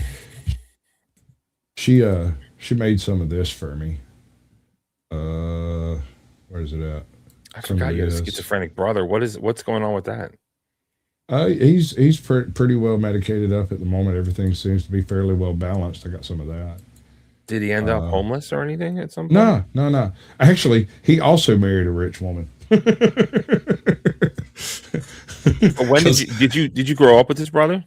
Yes. And when did you know that he was schizophrenic? I've always known his cheese wasn't on his cracker proper. But I got to see him in all kinds of situations and saw how he reacted to things, and I always thought he was kind of nuts, right? And lo and behold, when he turned about 35, they diagnosed him as borderline schizo. And when he hit about 35, but when he hit about 45, he had his first full-blown mental break and ended up like hiding in the engine compartment of a combine. And small town, so like the guy who owned the place called me. And then the next time it happened, the guy who the cop who showed up knew me and called me and was like, "Can you come get your brother?" And I was like, "Okay." And I went traipsing through the woods in the middle of February in a snowstorm. And it's real weird. I don't understand this. Anybody on earth can approach him and he'll freak out. His wife, my dad, my sister, anybody, right? But I can walk out there and be like, "Hey, come get in the truck." And he'll just come out and climb in the truck like it's a Tuesday. Like nothing's happening. Stark naked with a hat on. Right? What's up? Gotta go somewhere? Okay. And we go. I don't know why, but that's been the case so far. But he hasn't had a break in about 3 years that I'm aware of, 4 years. So that's good. My ex, I didn't know she was schizophrenic. I knew she was crazy because she liked tarot cards and she believed all that voodoo shit, root work and all that, which is just a bunch of crap to me. But we split and then she filed a restraining order against me. I didn't even talk to her, and the cops showed up. And I was like, what are you talking about? And then you have to come to the station right now. I was like, what? It's not like I prepared myself for a restraining order. Right. And I went down there. I went down there and I read the restraining order. The first thing is they immediately came back to my house and took all my guns. I still haven't gotten them back because it's like this whole ongoing thing. And secondly, she made up like all this stuff that I did, but the top of the line was, she said I broke into her house with my brother and my brother's roommate, and we drugged her with heroin and poppers, and then we SA'd her, and then she started posting poppers. Well, do you know? I'm just asking for a friend. Can you find some poppers? Do you know what they are? I don't think you know what they are. Yeah. Do you know what who little uses angle nitrate popper things? The little butyl, whatever. Yeah. I haven't seen them fuckers since I was back on hardcore. No, they sell them at porn shops and smoke shops. I saw them the other day. I went to a smoke shop. I don't smoke that stuff, but I just wanted to maybe they don't sell them here. I don't think. I'm in Georgia, bro. Like, it's possible. I never tried it. It's that the gays use it, right? Do you know that? I know. And supposedly it opens your butt. I know. But it also makes you high. I don't want my butt open. Maybe like a rush would be fun, but I'm scared. I'm not going to do it. I never tried it. Fred, I don't feel like shitting my pants today, bro. Maybe tomorrow. Yeah, it's there. I saw it. Oh, Tootie Bug, are you busy? Are you still doing your thing over there? You met Tootie Bug yet? No. But and then she started posting, and then she posted that. Dude, I saw some of that stuff. That shit is wild, bro. Hold on, listen to this. Listen. She said that me and Madonna and my brother's roommate broke into her house and SA'd her and videotaped it and live streamed it while Hunter Biden was masturbating. Like, it's just like bizarre. Well, I mean, let's be honest. There's a 50-50 chance that she was right on that last one. Stop. I mean, you don't know. She says that Madonna's my cousin and then I'm banging her. It's just like the craziness of everything that comes out. You never know what you're going to get. And it was nice. She somehow went to New York City and she was posting her adventures and she was getting trespassed and she would like post the trespass thing and she would go to the hospital because she's crazy and she'd post like her drug results all negative. So she's really crazy. And then somehow she's back in DC and I'm in Baltimore and I'm like, oh God. I felt much safer with that buffer zone because she harassed my family. She called my sister's job. She said that my sister's a teacher. She said that my sister had CP on her computer and she called my nephew's school and said that he had CP on his computer. So the cops had to get involved. I brought shame and humiliation and embarrassment to my entire family. My mom doesn't know, thank God. Happy Mother's Day. We kept it from her, but it's just so awful. And now she's back in DC. And part of me is like, wow, I feel so sorry for her, but nope, she's a dangerous fucker. I'm not gonna, if she wasn't dangerous, I'd go like give her a sandwich. Did you take a restraining order? Cats. So restraining orders in Maryland, you can, if you go and you say that this person's done all these things, they'll give you one temporarily, and then you have to go to court within like a day or two. I went to court. And then I got a lawyer and I got my brother. I'm like, bro, you remember her? She says that we did this to her. It's so humiliating. Spent a couple $1,000s on a lawyer and the crazy bitch doesn't even show up. Right. And then, so it didn't go through. And then I got it shielded later. For defamation, then? Couldn't you get her for defamation after the fact? For what? No. What would you get out of it? What would be the point? She's crazy and homeless. And she knows that. No, she doesn't. She can't pay it. She's sick. She's sick. She doesn't know it. Right. I don't even feel There's angry. There's got to be something that you can do to keep that shit from happening. I filed a restraining order and they said no, she needs to make a direct physical threat. And it was all like kind of vague. They wouldn't give it to me. Yeah. It doesn't. She's so crazy now. In the beginning, I didn't know she was crazy. But she's so crazy now. I don't know how much I believe that.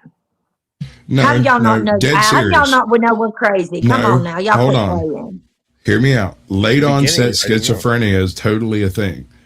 Not everybody fruits up straight out of the womb. A lot of people are older and run into harder traumas and stuff, and it triggers the brakes. And also there's the biochemical aspect of things just not working well as they did when you were young. Yeah. She was successful. Corporate. This is very true. I was gonna say that mental illness is not nothing to be fucking around with, period. No matter what end of the spectrum of it you're on, if you have mental illness, you know what I'm talking about. If you have somebody in your family that's got mental illness, then you know what I'm talking about. And it sucks. Here's the thing. It fucking sucks. The very thought processes that allow you to make the distinction are betraying her. This is why we don't convict these people of crimes and we don't convict them of murder and stuff like that, is because and it's hard to grasp someone who doesn't know the difference between right and wrong, because there's a chance she can pass a polygraph saying this stuff because she believes it. Mm-hmm. Yep. Straight up. It's the craziest shit. It's the craziest shit I've ever seen or ever had to deal with in my life. Definitely mental illness. No doubt. For sure.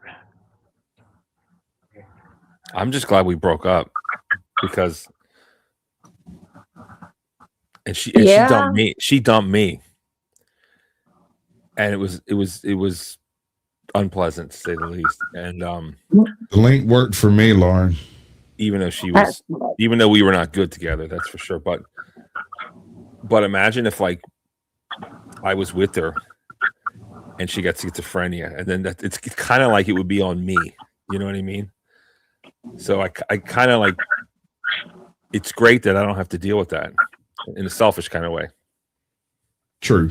I muted you, Em. You're feeding back again. And so we got like 5 minutes. I will pin the open panel leak in chat for $1. Somebody send me $1 and we'll keep this going until I actually have to leave. But he apparently didn't dodge the bullet because he's still catching strays. I dodged a bullet because if I was like still in love with her and like, I can save you, here's a sandwich. No, I can only imagine like trying to convince a schizophrenic homeless person and then bringing her to my house. Like, ugh, could you imagine? And she's like, no, I dodged a bullet. And it, like I said before, in the beginning, when she was accusing me of all these things, it wasn't apparent that she was schizophrenic. But now What's it's up, Jonesy? Welcome in, bud. So obvious. So yeah, I dodged a bullet. Kind of. I got like a flesh wound. I checked the link, Darlene. It works. It worked on my end. But she's back in DC, so who knows? Maybe she'll. Well, you see, that's the thing. She wasn't a stranger at first. She didn't become a stranger until after the schizophrenia set in real good. And here's the funny thing about that. It's not sometimes. It's not a slow onset. Like they seem to have their cheese on their cracker. They do. And then something happens. It might be someone cutting them off in traffic or some argument they hear at the laundromat or something they see on TV, and it just worms into their thought process. And the next thing you know, they're running down the street making noises like a fucking pigeon or hiding on a rooftop somewhere because the aliens are going to get them. Right. And there's a broad spectrum of what it could be as far as like the paranoia, the delusions, it's like falling down a rabbit hole and not being able to find your way out. She's obsessed with celebrity, and she claims that these particularly electronic EDM DJs, including Diplo and something called Swedish House Mafia, and she claims that, we can't hear you, Em. You got to unmute. And she claims that she's married to them now, and she'll like send me letters and emails and stuff. I blocked her on phone, but every time I block her on email, she always gets a new email account. And in a way, it's, I don't know, I haven't blocked her completely on email, but she'll sign it with like, or she has a new name. She thinks she's also King Charles's illegitimate love child too. So she thinks she's entitled to that. And it's fucking sad, honestly. It's so fucking sad. It is. I mean, I am unbelievably proud of my brother, especially given the fact that, I know his history. I mean, the man's had like 6 wives. So like it wasn't like a big surprise to find out that he doesn't have all his wheat in the same basket, It's it wasn't a huge surprise to me, but he was like, by the way, I've been diagnosed as schizophrenic. Finally, good on you. I'm autistic. You're schizophrenic, and our sister has a learning disability. She's not actually stupid. She's just as smart as I am. She just has troubles absorbing shit from a book. You talk to her, you tell her the story, you tell her about it, she's got it locked in. But if she has to read it, she has to read it several times before it soaks in. Meanwhile, I can sleep on the book and I pick up everything out of it.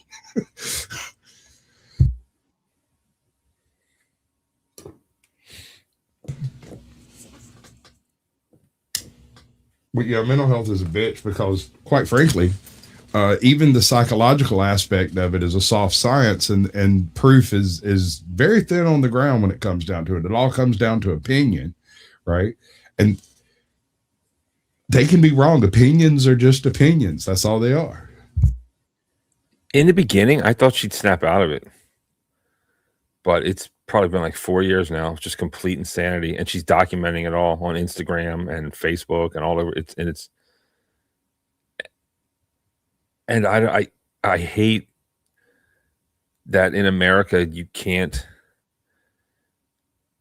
should be able to force her. Like, we're gonna lock you up, and you're getting these meds. But do the meds help? The thing is, you got to cycle through them until you find the right group that actually does help, and that can take a while, and it can be very scary. I've never seen, I've had schizophrenic patients, and I've talked to them, and they're on this and that, but I've never, been with someone who was normal, and then to see them from normal, high functioning to homeless and crazy. That's only I've seen that once. Right. And let me try this. I wish we could just lock them up and force meds upon them. Or even if you don't want to force meds, fine, but you're crazy and we're going to lock you up. Have you ever seen a schizophrenic break, like full blown, happen right in front of your eyes? Like normal, and then poof, they're nuts. Yes? You mean like in 30 minutes or something? Or the transition can take place quite quickly, but yeah, like during the course of some activity, they went from normal to batshit crazy. Well, when I look back at our relationship, I can see. I was like, oh, that's obviously schizophrenia now. I thought you just being a crazy dumb bitch that like tarot cards. Now this is going to sound funny. This is not a joke. This is something that actually happened, and it was so hilarious at the time that I laughed until I cried. Although it's a very sad story, so just keep that in mind. In this tiny town that I have, we have a handful of like halfway houses and hospice houses and stuff where people who are either schizophrenic or mentally challenged or disabled can live, and there's people there to help them and stuff like that.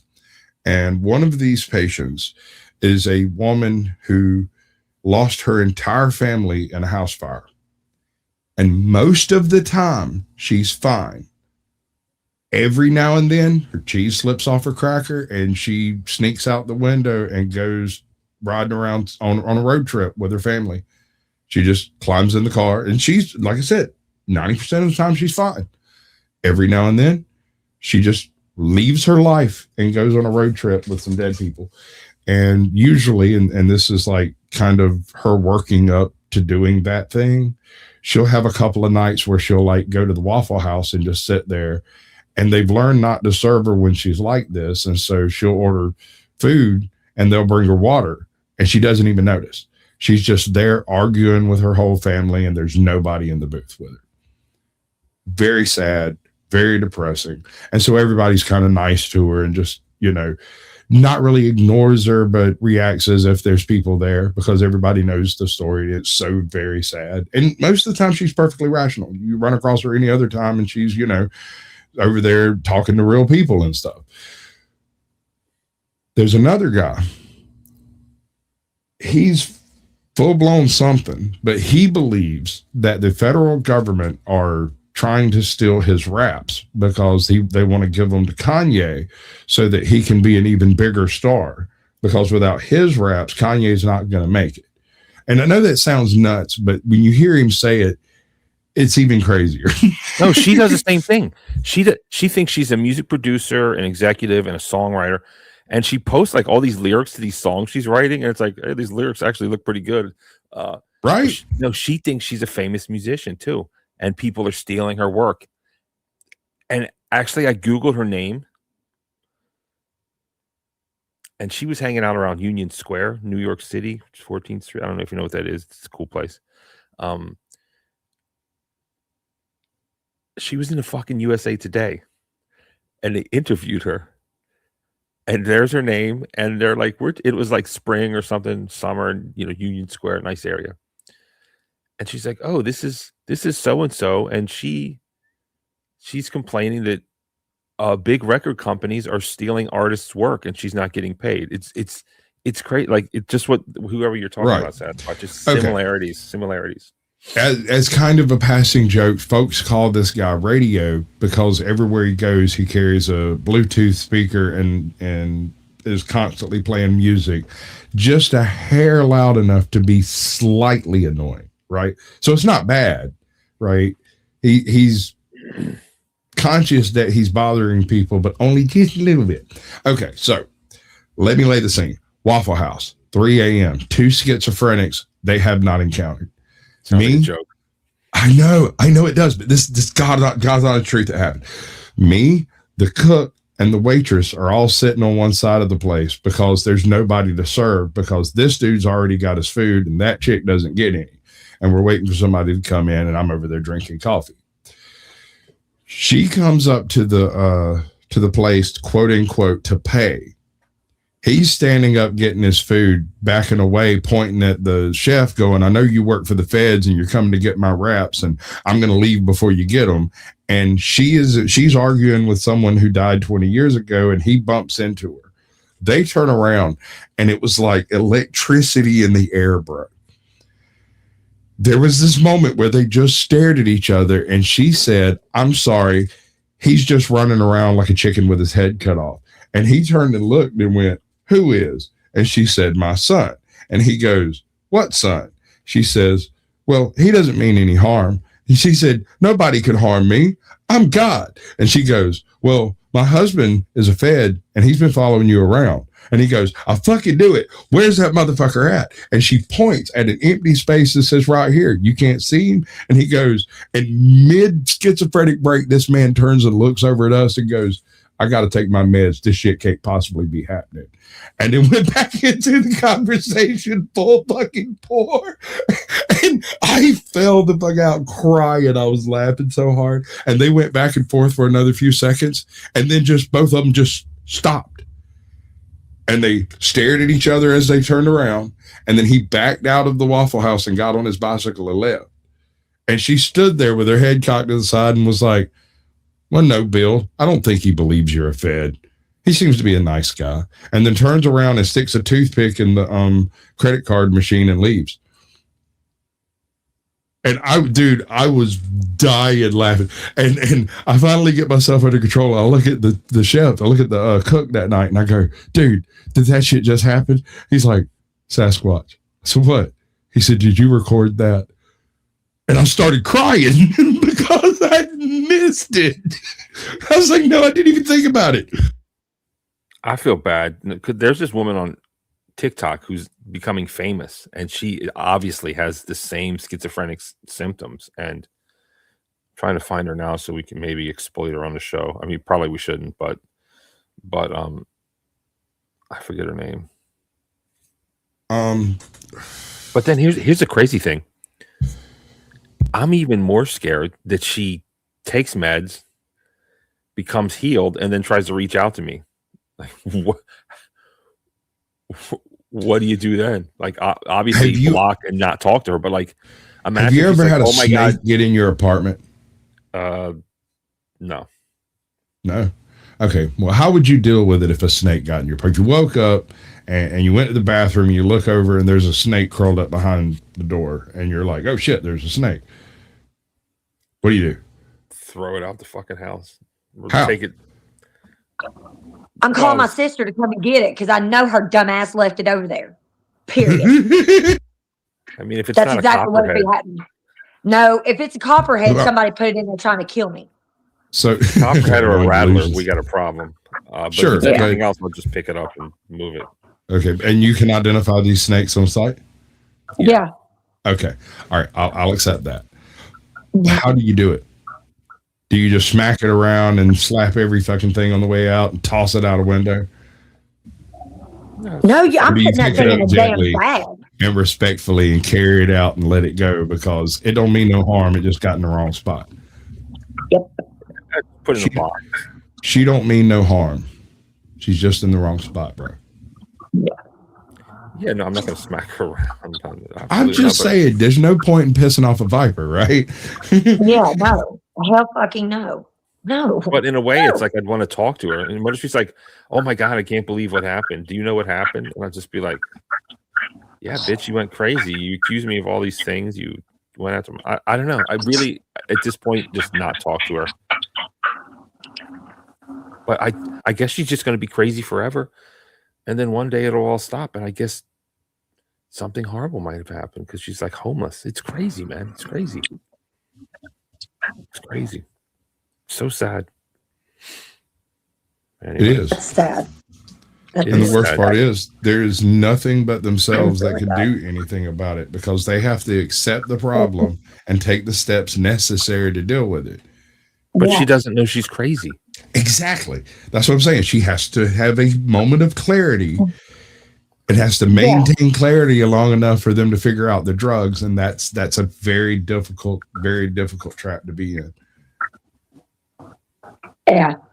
Yeah, what if I'm crazy right now and I think everything's normal, but I'm actually crazy? Like it's possible. You might. How'd you know? That might really be happening.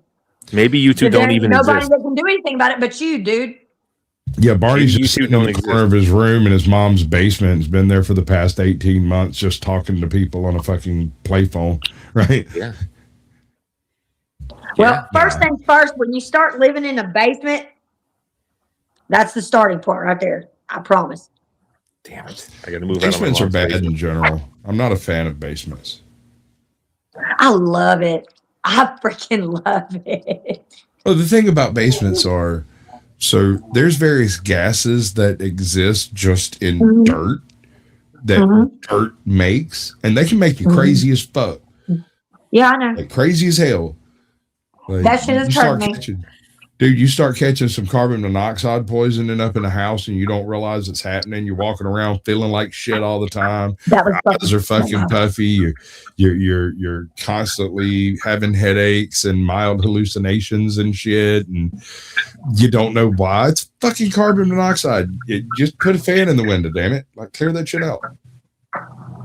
I found the crazy that woman. legit might be happening to me right now. No fucking shit.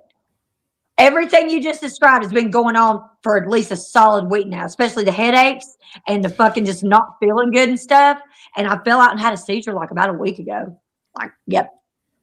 And I just realized I've had the window shut quite a bit here lately. Because it's been fucking cold up here, bro.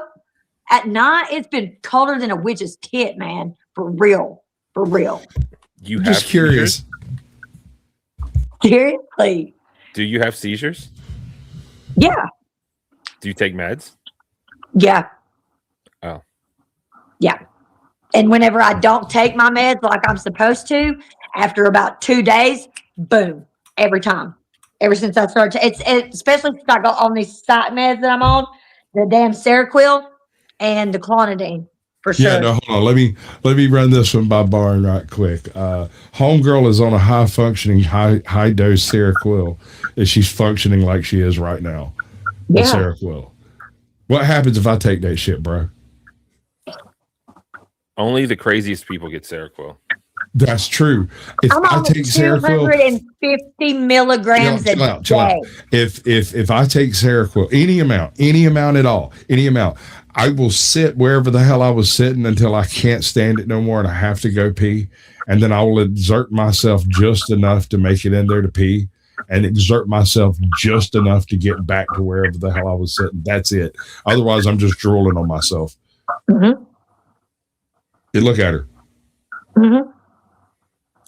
Explains a lot. The first thing I asked was whether or not they've tried Depakote, because that had almost identical effect on me. I might have pissed myself on Depakote. I'm not sure.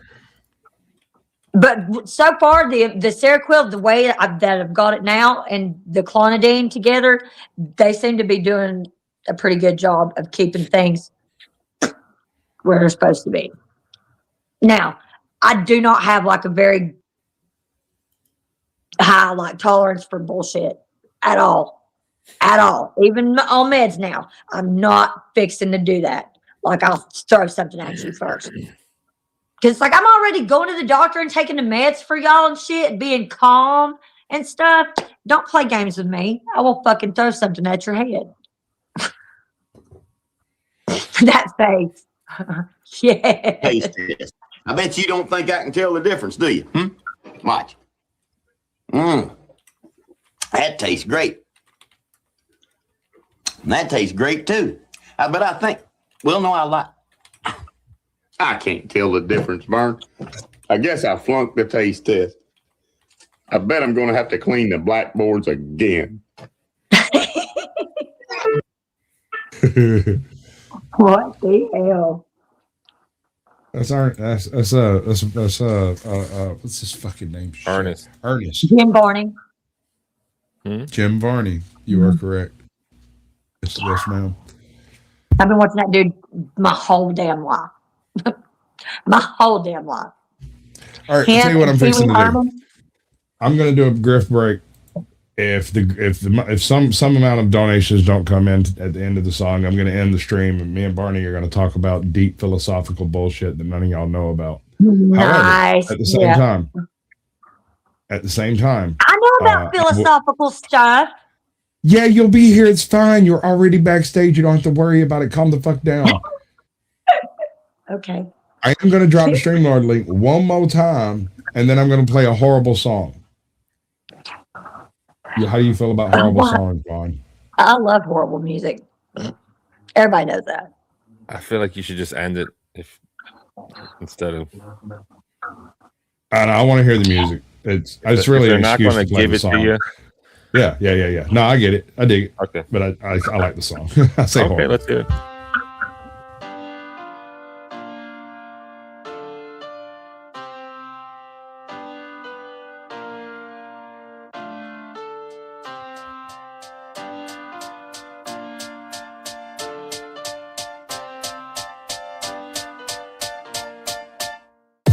Welcome to space. What were you expecting? It's a dangerous place. Thank you for investing. Go there for your rota, there for your orders. Fill up these quotas, we'll bill for your quarters. Report to your foreman, but watch for marauders. Cause if you get eaten, there's fees for your mourners. Prosperity's there in the care of magnates. In halcyon heaven awaits. Did you think it was supposed to look like the poster? It mostly does, if you'd only read closer. Just 10 short years to a new frontier. Snooze as you cruise and you'll wake up here. You've been trapped in that ship for an awful long time, so perhaps you have simply forgot what you signed. Oh, honestly, did you not read the colony policy that defined you as company property? That waivers your say in autonomy. The conglomerates got you in lock and key. We put the dollar back into idolatry. If you're upset, you can rent an apology. We are a family forged in bureaucracy. No I in team, but there's con in economy. Were you expecting adventure? Were you hoping for fun? My friend, you're indentured and pleasures exempt from your tenure. So venture back down to your slum that's provided at generous prices. Your worth is determined by your sacrifices. A small term of service went down on the surface. Internment's a freebie that comes with the purchase. You work to earn the right to work, to earn the right to work, to earn the right to work, to earn the right to work, to earn the right to give ourselves the right to buy, ourselves the right to live, to earn the right to die. To our little town, why don't you settle down? You just fill out the paperwork and you could look around. We're happy as can be inside the valley cannery. We live to pack the cans of meat and not to question where it's found until we end up in the ground around the corner in the yard. You know, we thought we liked the sound of finding glory in the stars. The borders taught us to be proud of never reaching very far. So we earn what we're allowed and give it right back at the bar. The ale to cure what ails you. Zero G brew, your favorite flavor. So work till you bleed, ennobled by labor, then purchase relief from your local retailer. If you'd rather drop dead, that's fine, but you know to drop it down dead, there's a fine. So you do your job and I do mine. I gotta meet a 6 foot deep bottom line. We make a fortune for the board by selling boredom door to door, because it's all that we deserve and it is all we can afford. The secrets of the universe and all the worlds to be explored, but our dreams are back on earth and now the work is our reward. And you'll be grateful for seats at the table, though it dips at one end and the bench is unstable. You may waste your days, but at least you were able to pay off your... This one's for you, buddy. Nice. If this is your first shift at Waffle House, you have to fight.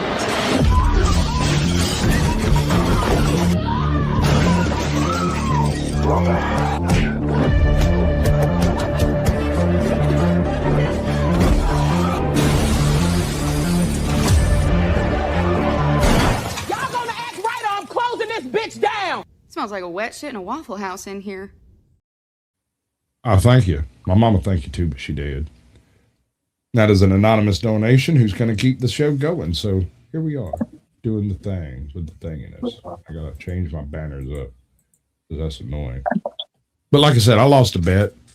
And so if I got to pay up if I don't grift at least once for every stream, I have to be able to prove it.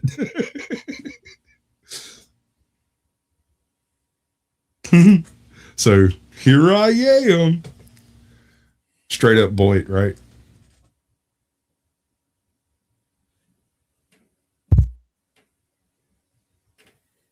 Oh no. Not that. Cancel. What? All right, I got another thing for you right here.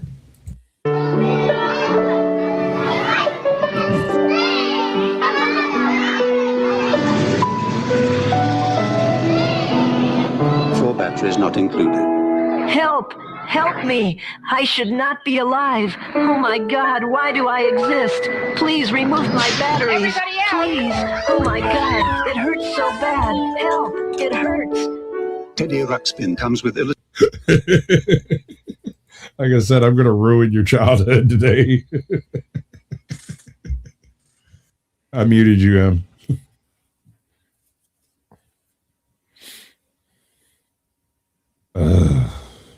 Love that stuff.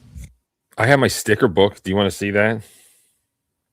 What kind of stickers? Like I was at mom's house and she's like,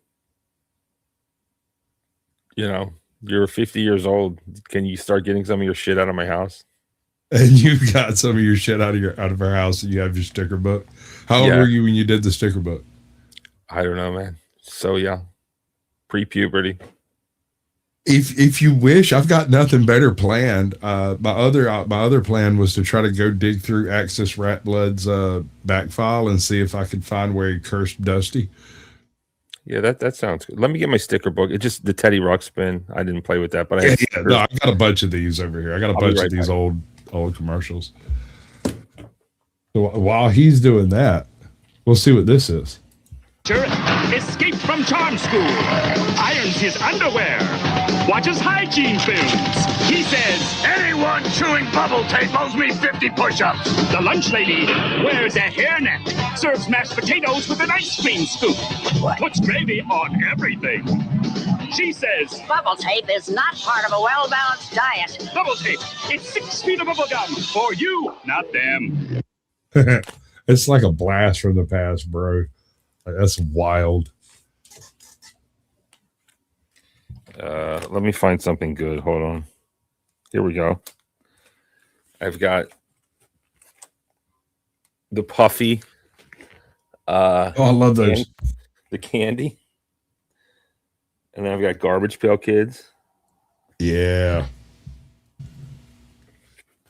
Is that fun? Hold on. I've got good ones too. Yeah, that is fun, actually. I haven't seen the Garbage Pail Kids. I think I have one card. Those old hologram cards, the stickers, those things are freaking wild. Knight Rider. I can't believe that sticker books were a fucking thing, honestly. They're so stupid.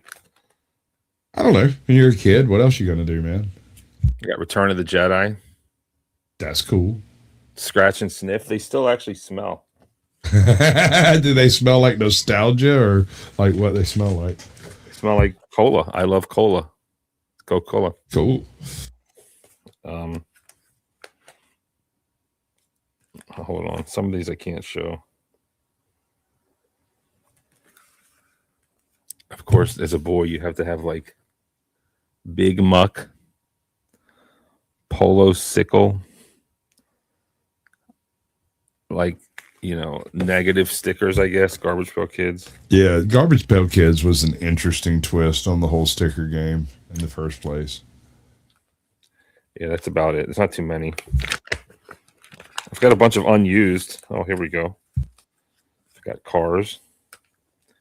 Football, I was never really into it. Instant lazy goo. I don't know why I didn't use that. Look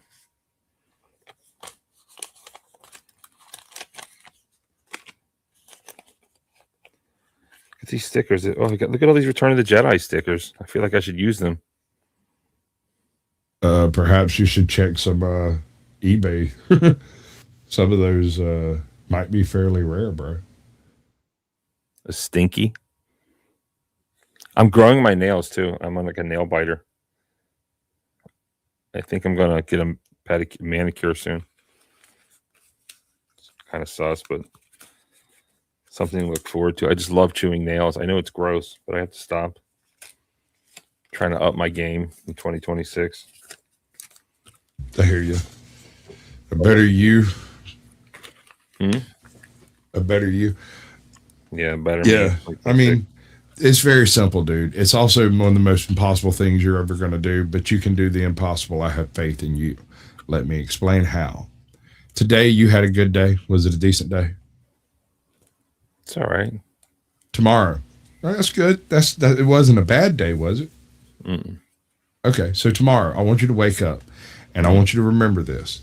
Today is going to be a better day than yesterday, and you're going to do one thing that makes it a better day than yesterday, and then do the same thing the next day.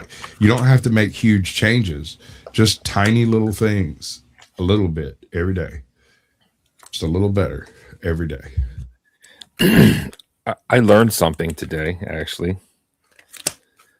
I've been eating sticky rice. And I bought like a 10-pound bag of the sticky rice, and I have this beautiful rice cooker. And I don't know if you have a rice cooker, but you need one. And I like mine the best because it's just simple. It doesn't have like 1,000 buttons and options. It's like a pot that goes in with a lid that comes off. You don't need all this weird stuff. Put the rice in, rinse it, put a little vinegar in maybe or whatever, click it, and then it's like perfect rice every time. But this damn sticky rice, I just put it together and I was like, this sticky rice is making me exhausted. And I was reading about it. Fucking sticky rice is like a sedative or something. And it's like, I'll go to the gym, I'll come home, I'll cook like a piece of meat, some rice, salad, trying to do something good here for myself. And then I'll just get so tired. I'm like, is this what happens with old age? And I'm like, wait a minute, is it the sticky rice? And I Googled, does sticky rice make you tired? And even before you finish like typing it out, it's like, yes, sticky rice makes you fucking pass out. And I have to like nap. I just like fall asleep. I'm like, when you just give up and you give in to falling asleep, like no matter where you're at, when you just can't move. Bro, this sticky rice is diabolical. I have one serving left and I finally figured it out. No wonder I've been. Welcome in Imagine so tired. I Artwork. Imaginea. Imagine I Artwork. Imagine I Artwork, yeah. Hi. I guess I should throw my sticker book away. Why? No. I think you take a totally different route, bro. Take a totally different I don't route. want a bunch of shit in my house. It's like already Hear me out. So much but before you throw it away, please, I beg of you. Should I show the girls this? Should I be like, hey, baby? Back to my place. Google the individual stickers. Huh? Google the individual stickers and see if there's a resale value to them. Because that way, at least somebody who wants them gets them. Okay. Original Return of the Jedi stickers value. Original Return. Those Garbage Pail Kid stickers are going to be worth some shit too. Original Return of the Jedi stickers value.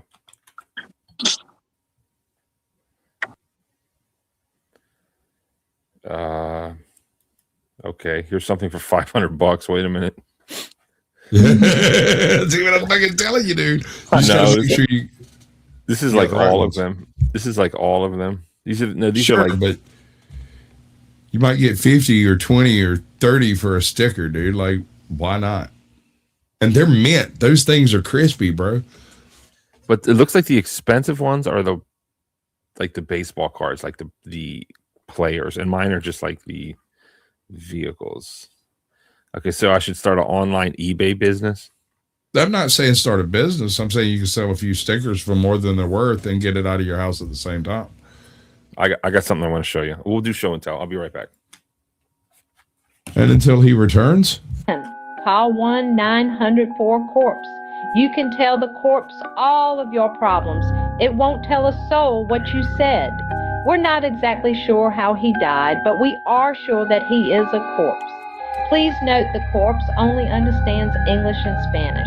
Call now, 1-900-4-CORPSE. Just $1.99 per minute. Long distance charges may apply. what you got there? This is my first electric guitar. Cool. And there's Garbage Pail Kid stickers on it. Right there. I mean, why not? Why wouldn't there be? That makes perfect sense to me. And there's one there. And then that's beautiful. These ones back here.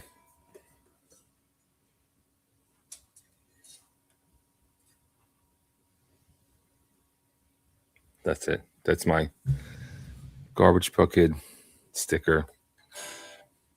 Probably it's a better collection than I have. I think I have one card in there.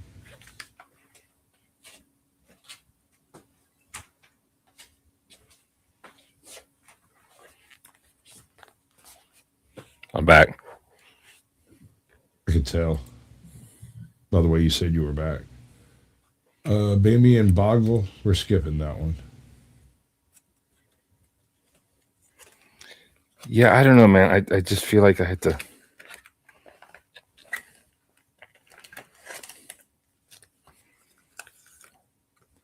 I don't think anyone wants. Maybe kids want stickers. Do kids even like stickers? I mean, sure. I mean, what kid doesn't like stickers? I don't know. Should I start handing them out to kids around here? I guess so. Well, I mean, if you wish, but like I said, dude, like they are a tidbit of history. It may not be for you, but somebody out there could. And the internet's just the place to find them. There's some fruit cup chucker out there that's just itching to get their hands on the rest of the cards the rest of the stickers you just showed me. You know? I guess. I feel like I should just give them to the neighborhood kids. I'll give them to Cece. She's got like 1,000 kids. Grandmother. Half the block is hers. Yeah.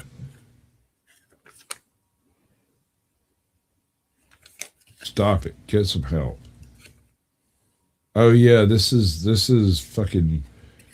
This commercial was like 10 minutes long. It was the old Monsters commercial where it actually showed part of the freaking episode in it. Here we go. It smells like skunk, horse, ew, or barnyard. Just scratch and sniff. Stinky stickers. Oh, they still smell.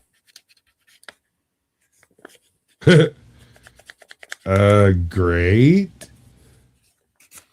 You ever heard of Techo the talking dog? This is Techo the talking dog. Amazing because this dog talks. Incredible but true, a genuine talking dog. He actually speaks English, and now you can hear him by calling this number. Imagine listening to a talking dog. This is no joke. This is the real thing. Call now. And this stuff was like on TV. You could like do these things. 1-9. Crazy. Or the Muppet.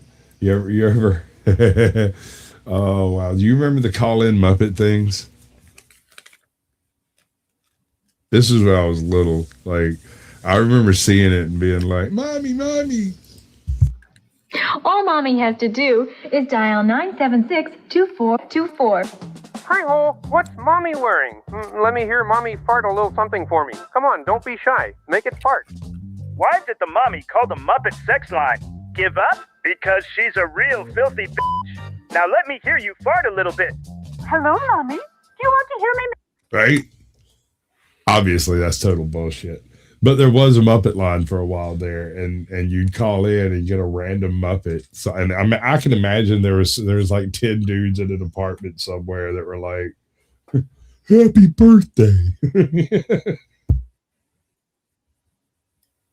Have you seen the Gangsta Party line? Are you serious? That you have, right? I have not. I don't think. This is the funniest thing ever. Play that. It's in that theme. Wow. This is the funniest. This is one of the best things ever that the internet ever produced. I don't know. Have you seen the bit with what was it? Was it Jenkins barbecue and foot massage? I got a question about foot massage. Oh, hold up. Hold up for the what? Foot massage question? Yeah, 1 second, bro. Like, we got to do the thing or it ain't a thing. What's up, nigga? You wanna talk some shit? Call me. Start some shit, bitch. Sup, fool? You gonna talk shit about me, homie? Where you from? Hundreds of niggas is waiting for your motherfucking call, and they all This talking is shit great. about you right now. You want to sell that I shit? gotta save this. I gotta clip this for later. There's like a part 2 as well.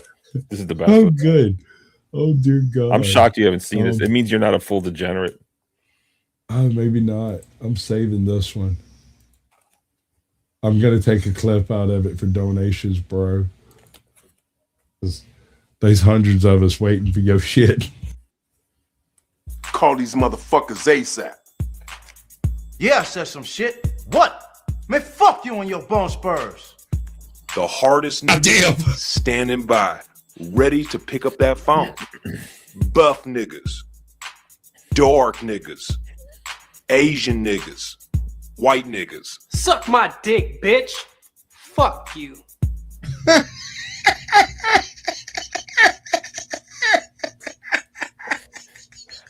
I got some insider information. I don't know if this is true or not. Maybe, you know what? No, never mind. It's too hot for TV. Okay. No, I don't want to say. 1-213-373-42 F niggas, classic niggas, racist niggas, mystery niggas, psycho niggas, dog niggas, Jewish niggas. You got some motherfucking nerds calling me out Shabbat on some little bullshit ass nigga. Better calm that shit down and come around here and show me some fucking respect before me and my Jewish niggas come up here and beat your ass, nigga. Off top. Niggas is talking shit. Call now. $4.99 per minute. Thank you, brother. Great. I very much appreciate that. Oh, that's gonna be solid gold for clips, bro. Oh, wow, that's good stuff. Oh, bother. Now what, fearless leader? Who's the leader?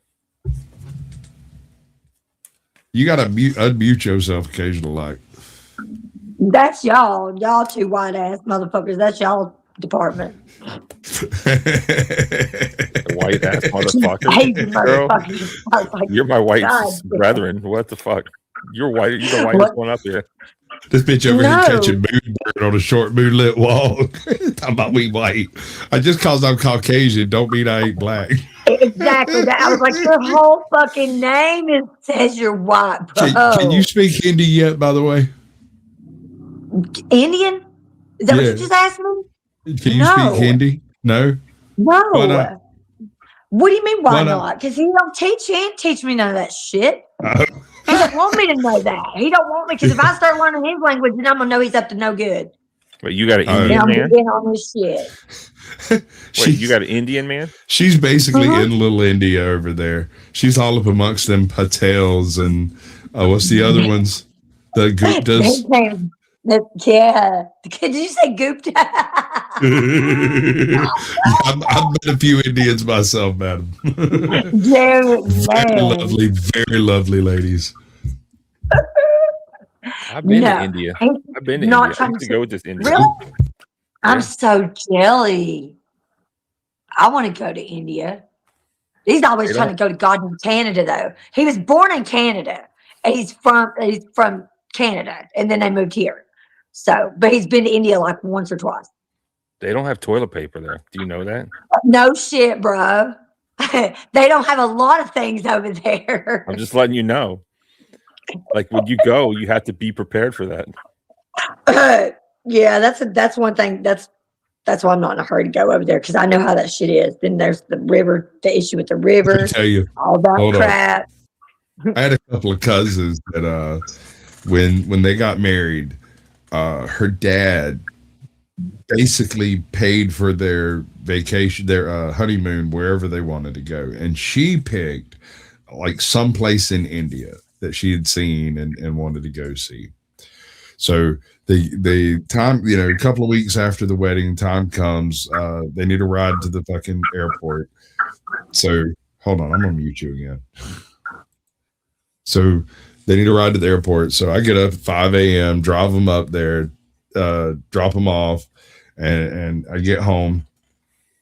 Later that afternoon, I get like 2 o'clock in the morning, I get a phone call, and it's homeboy, and he's like, dude. And I'm like, what? He's like, there's no toilet paper in the bathroom over here. I'm like, call the front desk. He's like, no, you don't understand. None of the bathrooms have toilet paper. And I was like, oh, can you buy a newspaper? And he hung up on me. My next question was whether there was a bookstore nearby, but some of them don't even have soap. To be honest, no, hold on. He hung up on me, like it's like what, a 14-hour flight or some goddamn shit like that, and forever. And homeboy called me at like 16 hours later, and he's like, "There's no toilet paper." I'm like, "Can you buy a newspaper?" And he hangs up, and then like exactly 12 hours after that, so around 2 in the afternoon the next day, he calls me and goes, dude, we're going to be landing in Atlanta in like 18 hours. We've got 2 layovers to do. We're coming home. And I was like, oh, okay, dude. I did a little bit of math and was like, man, that's when I'm supposed to be going to work. I'll see what I can do. I'll get somebody up there to come pick you up or something. And I was able to take the day off and go pick them up. I picked them up. These motherfuckers looked like they had been put through the rough cycle on a dryer, dude. They looked rough. They'd only be gone like 29 hours or so, like maybe 48 hours. And they looked like they'd been run over by a whole pack of bulls. And they were just like, nah, we're going down. We're going down to Jekyll. We're going to stay down there for a fucking month because and I don't know how they did this. They got a refund on it, because it was like a whole week at a really swanky fucking place over there and stuff. And they got as far as getting to the room and left immediately and got a refund for all of it. And so they ended up turning the week in India into like almost a month on Jekyll. So, I mean, long term it worked out. But he said what did it? What did it? Like they got all the way to the little bed and breakfast place or whatever it was they were staying at. And they went in.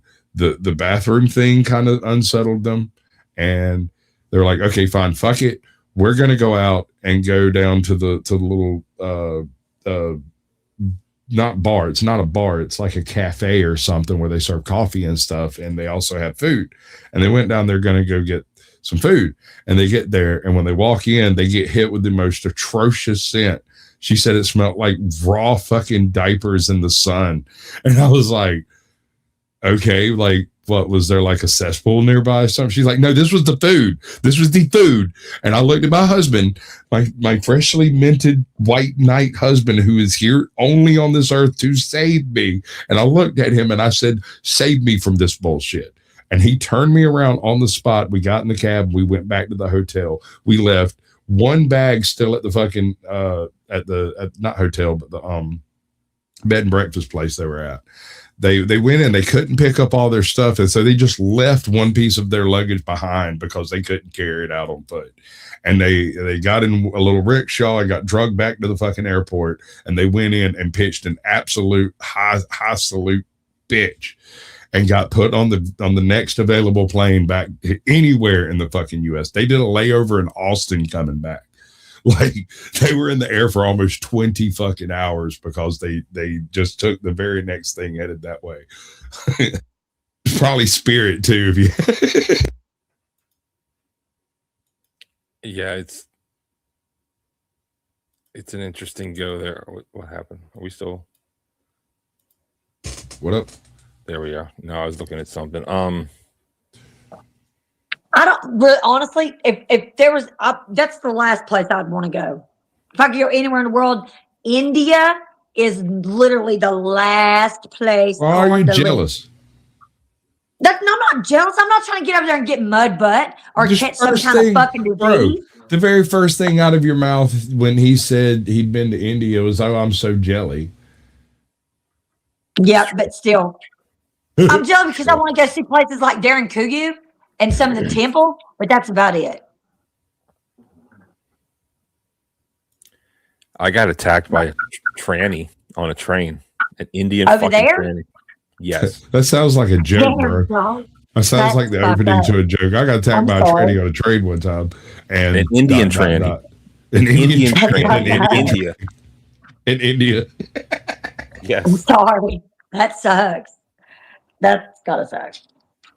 It did because I was trying to sleep, and it was like it's like an Indian train, and it's not like. Oh my god! It was like. Did you smack him? Well, no. You sit on the train, and it's like there's like a seat, and there's like a back thing, and then when people want to sleep, you pull the back thing up, and there's a chain, and it chains to the ceiling, and I was like sleeping on that, my big self, and then the other person sleeps on the bottom. I think it's just 2 layers, but I mean, I guess maybe attack is a strong word, but I'm like sleeping, trying to sleep, and there's like millions of Indians everywhere. I'm like the only white guy, and all of a sudden, I finally catch a little bit of sleep. I'm going to the fucking Taj Mahal. I'm going to Agra. I'm sleeping, and then all of a sudden, there's this clap right in front of my face. It's like, and I'm like, I wake up, and I'm like, I'm in India. I'm Barnabas. I'm like trying to figure out what's going on, and there's this big fucking Indian, and I was like, is that a tranny? And it was a tranny, and I don't speak that fucking language, and she's like, putting her hand out. Like I owe her some money because I'm white. It was like the white tax. And I'm like, bitch, I ain't paying you. And she's like, and later they and no, I didn't physically, there's no physical touch, but it was like, and like everyone's looking at the white guy and everyone's looking at the tranny. And I'm like, is this where I die? Is this where I die? Because I have another story actually. And it was like, I owed them money because I was white or something. And apparently apparently these trannies go around terrorizing people, demanding money from people because they're big trannies, and apparently she said she was going to come back and kill me with all friends, but luckily I survived. So maybe not attacked, but definitely accosted. But the scary story was I was just walking down the street, and then I got hit in the head, and I got knocked out for like a second, and I fell down in the dirt. I'm like walking, something hits me in the head, I fall down, and then it's like a movie, and I open my eyes, and I see this fucking cricket ball. And cricket is cool, actually. It's fun. I was playing it too. I see this cricket ball rolling. And I was like, did I just get knocked out by a cricket ball? And then I look up, and I see all these kids on the fence, and the fence is like a mud wall with broken glass on top of it. And their eyes were big. Like I thought I was going to be attacked, robbed, and killed.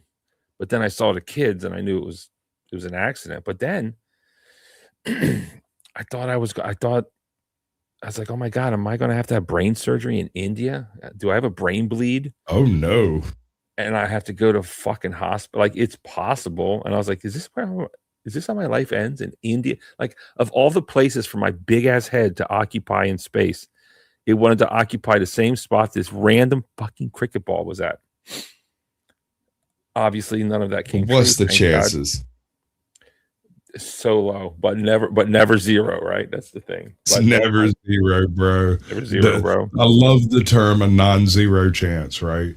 Yeah. And it's because even the most outlandish bullshit occasionally happens. Oh, I got an idea for a show, and I was thinking of planning like 3 of these and then being very limited because they have a very particular point. I want to go through some of. Are you familiar with the Lore Lodge channel? Mm-mm. All right, so they go through unsolved mysteries and stuff, like different disappearances and all kinds of other stuff like that. And they go through a bunch of the records and whatnot. And I want to take a look at the ones that have that were released before the case was solved, right? And go through the details that were available and make a guess at what had happened, and then do the update, right? And see how close we get, on a dry run. Now, some of these I've already watched, but I had this idea a while back and stopped watching the updates specifically so I could do this. So I've got like 3 cases.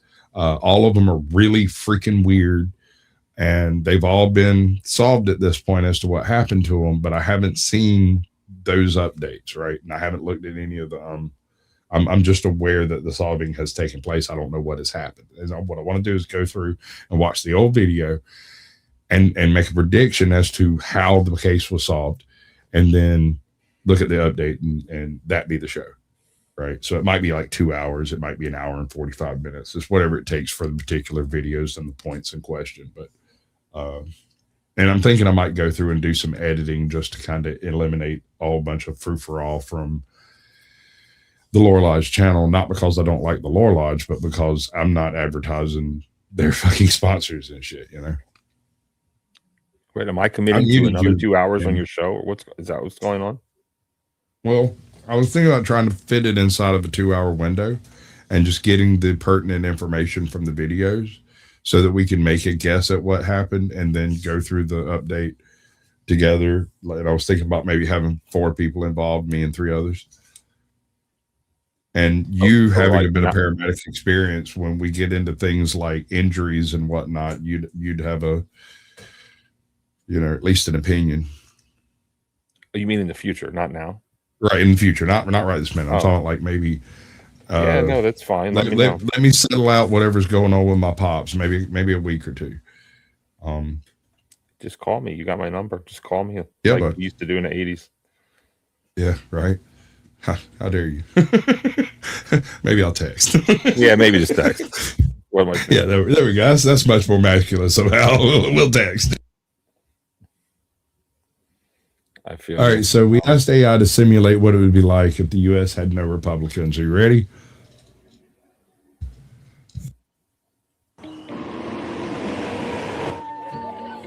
It ends up, when you do communism right, it works perfectly and everyone loves it. And it only took 200 million starving to get here. That's less than half as many as we thought. There has been another terrorist attack with 33 dead. The American government has decided not to do anything about it since we probably deserved it. It sure is great that abortion is now free and available for everyone everywhere. Yeah, but it's too bad that there aren't any babies to abort since we outlawed being a heterosexual. Murdering those families was wrong, but you're an immigrant and you probably just didn't know any better. Plus, we shut down all prisons. You're free to go. This is wrong! You need to lock him up! How dare you question our compassion? Execute that man immediately! I found more letters we need to add to the acronym. It's already so large, it's throwing off the rotation of the Earth. If we add any more letters, we'll die. Then we die! Everyone just stay in line and walk through the scanner. It's going to check how dark your skin is to see how many benefits you get. If I were you, I wouldn't bother. The U.S. has run out of money. Can't we just murder more billionaires and confiscate their wealth? There are no more left. I'm afraid someone in our country is actually going to have to get a job and work.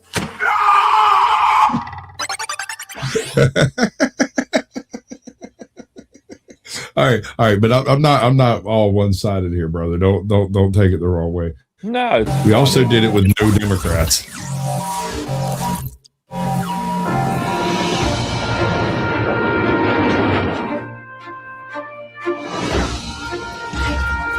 World peace has been declared, with peace treaties signed with the 8 countries left that America hasn't obliterated. San Francisco sure is clean and vagrant free. That's because all the homeless people had to get jobs or starve to death. Look, a rainbow! Wow! It's the symbol of God's promise to Noah and absolutely nothing else. What a great fully automatic rifle you got without needing a permit. Only problem is there are no criminals to shoot. Yeah. How much will the surgery cost? Just $20, and you can get it right away thanks to our capitalistic healthcare system. I have no money. Can I get health care? Of course not. It's kind of boring how no one has ever shot at me. Do you have any movies with smut or weird stuff in them? Not since Hollywood caught fire and we just let it burn. We have sappy Christian movies, though. Are they any good? No.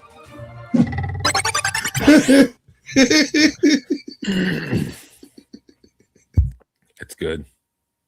I mean, I see no errors. Oh, wow. That was good stuff, bro. It's good to find decent satire in AI. You know what we're fixing to do? I don't.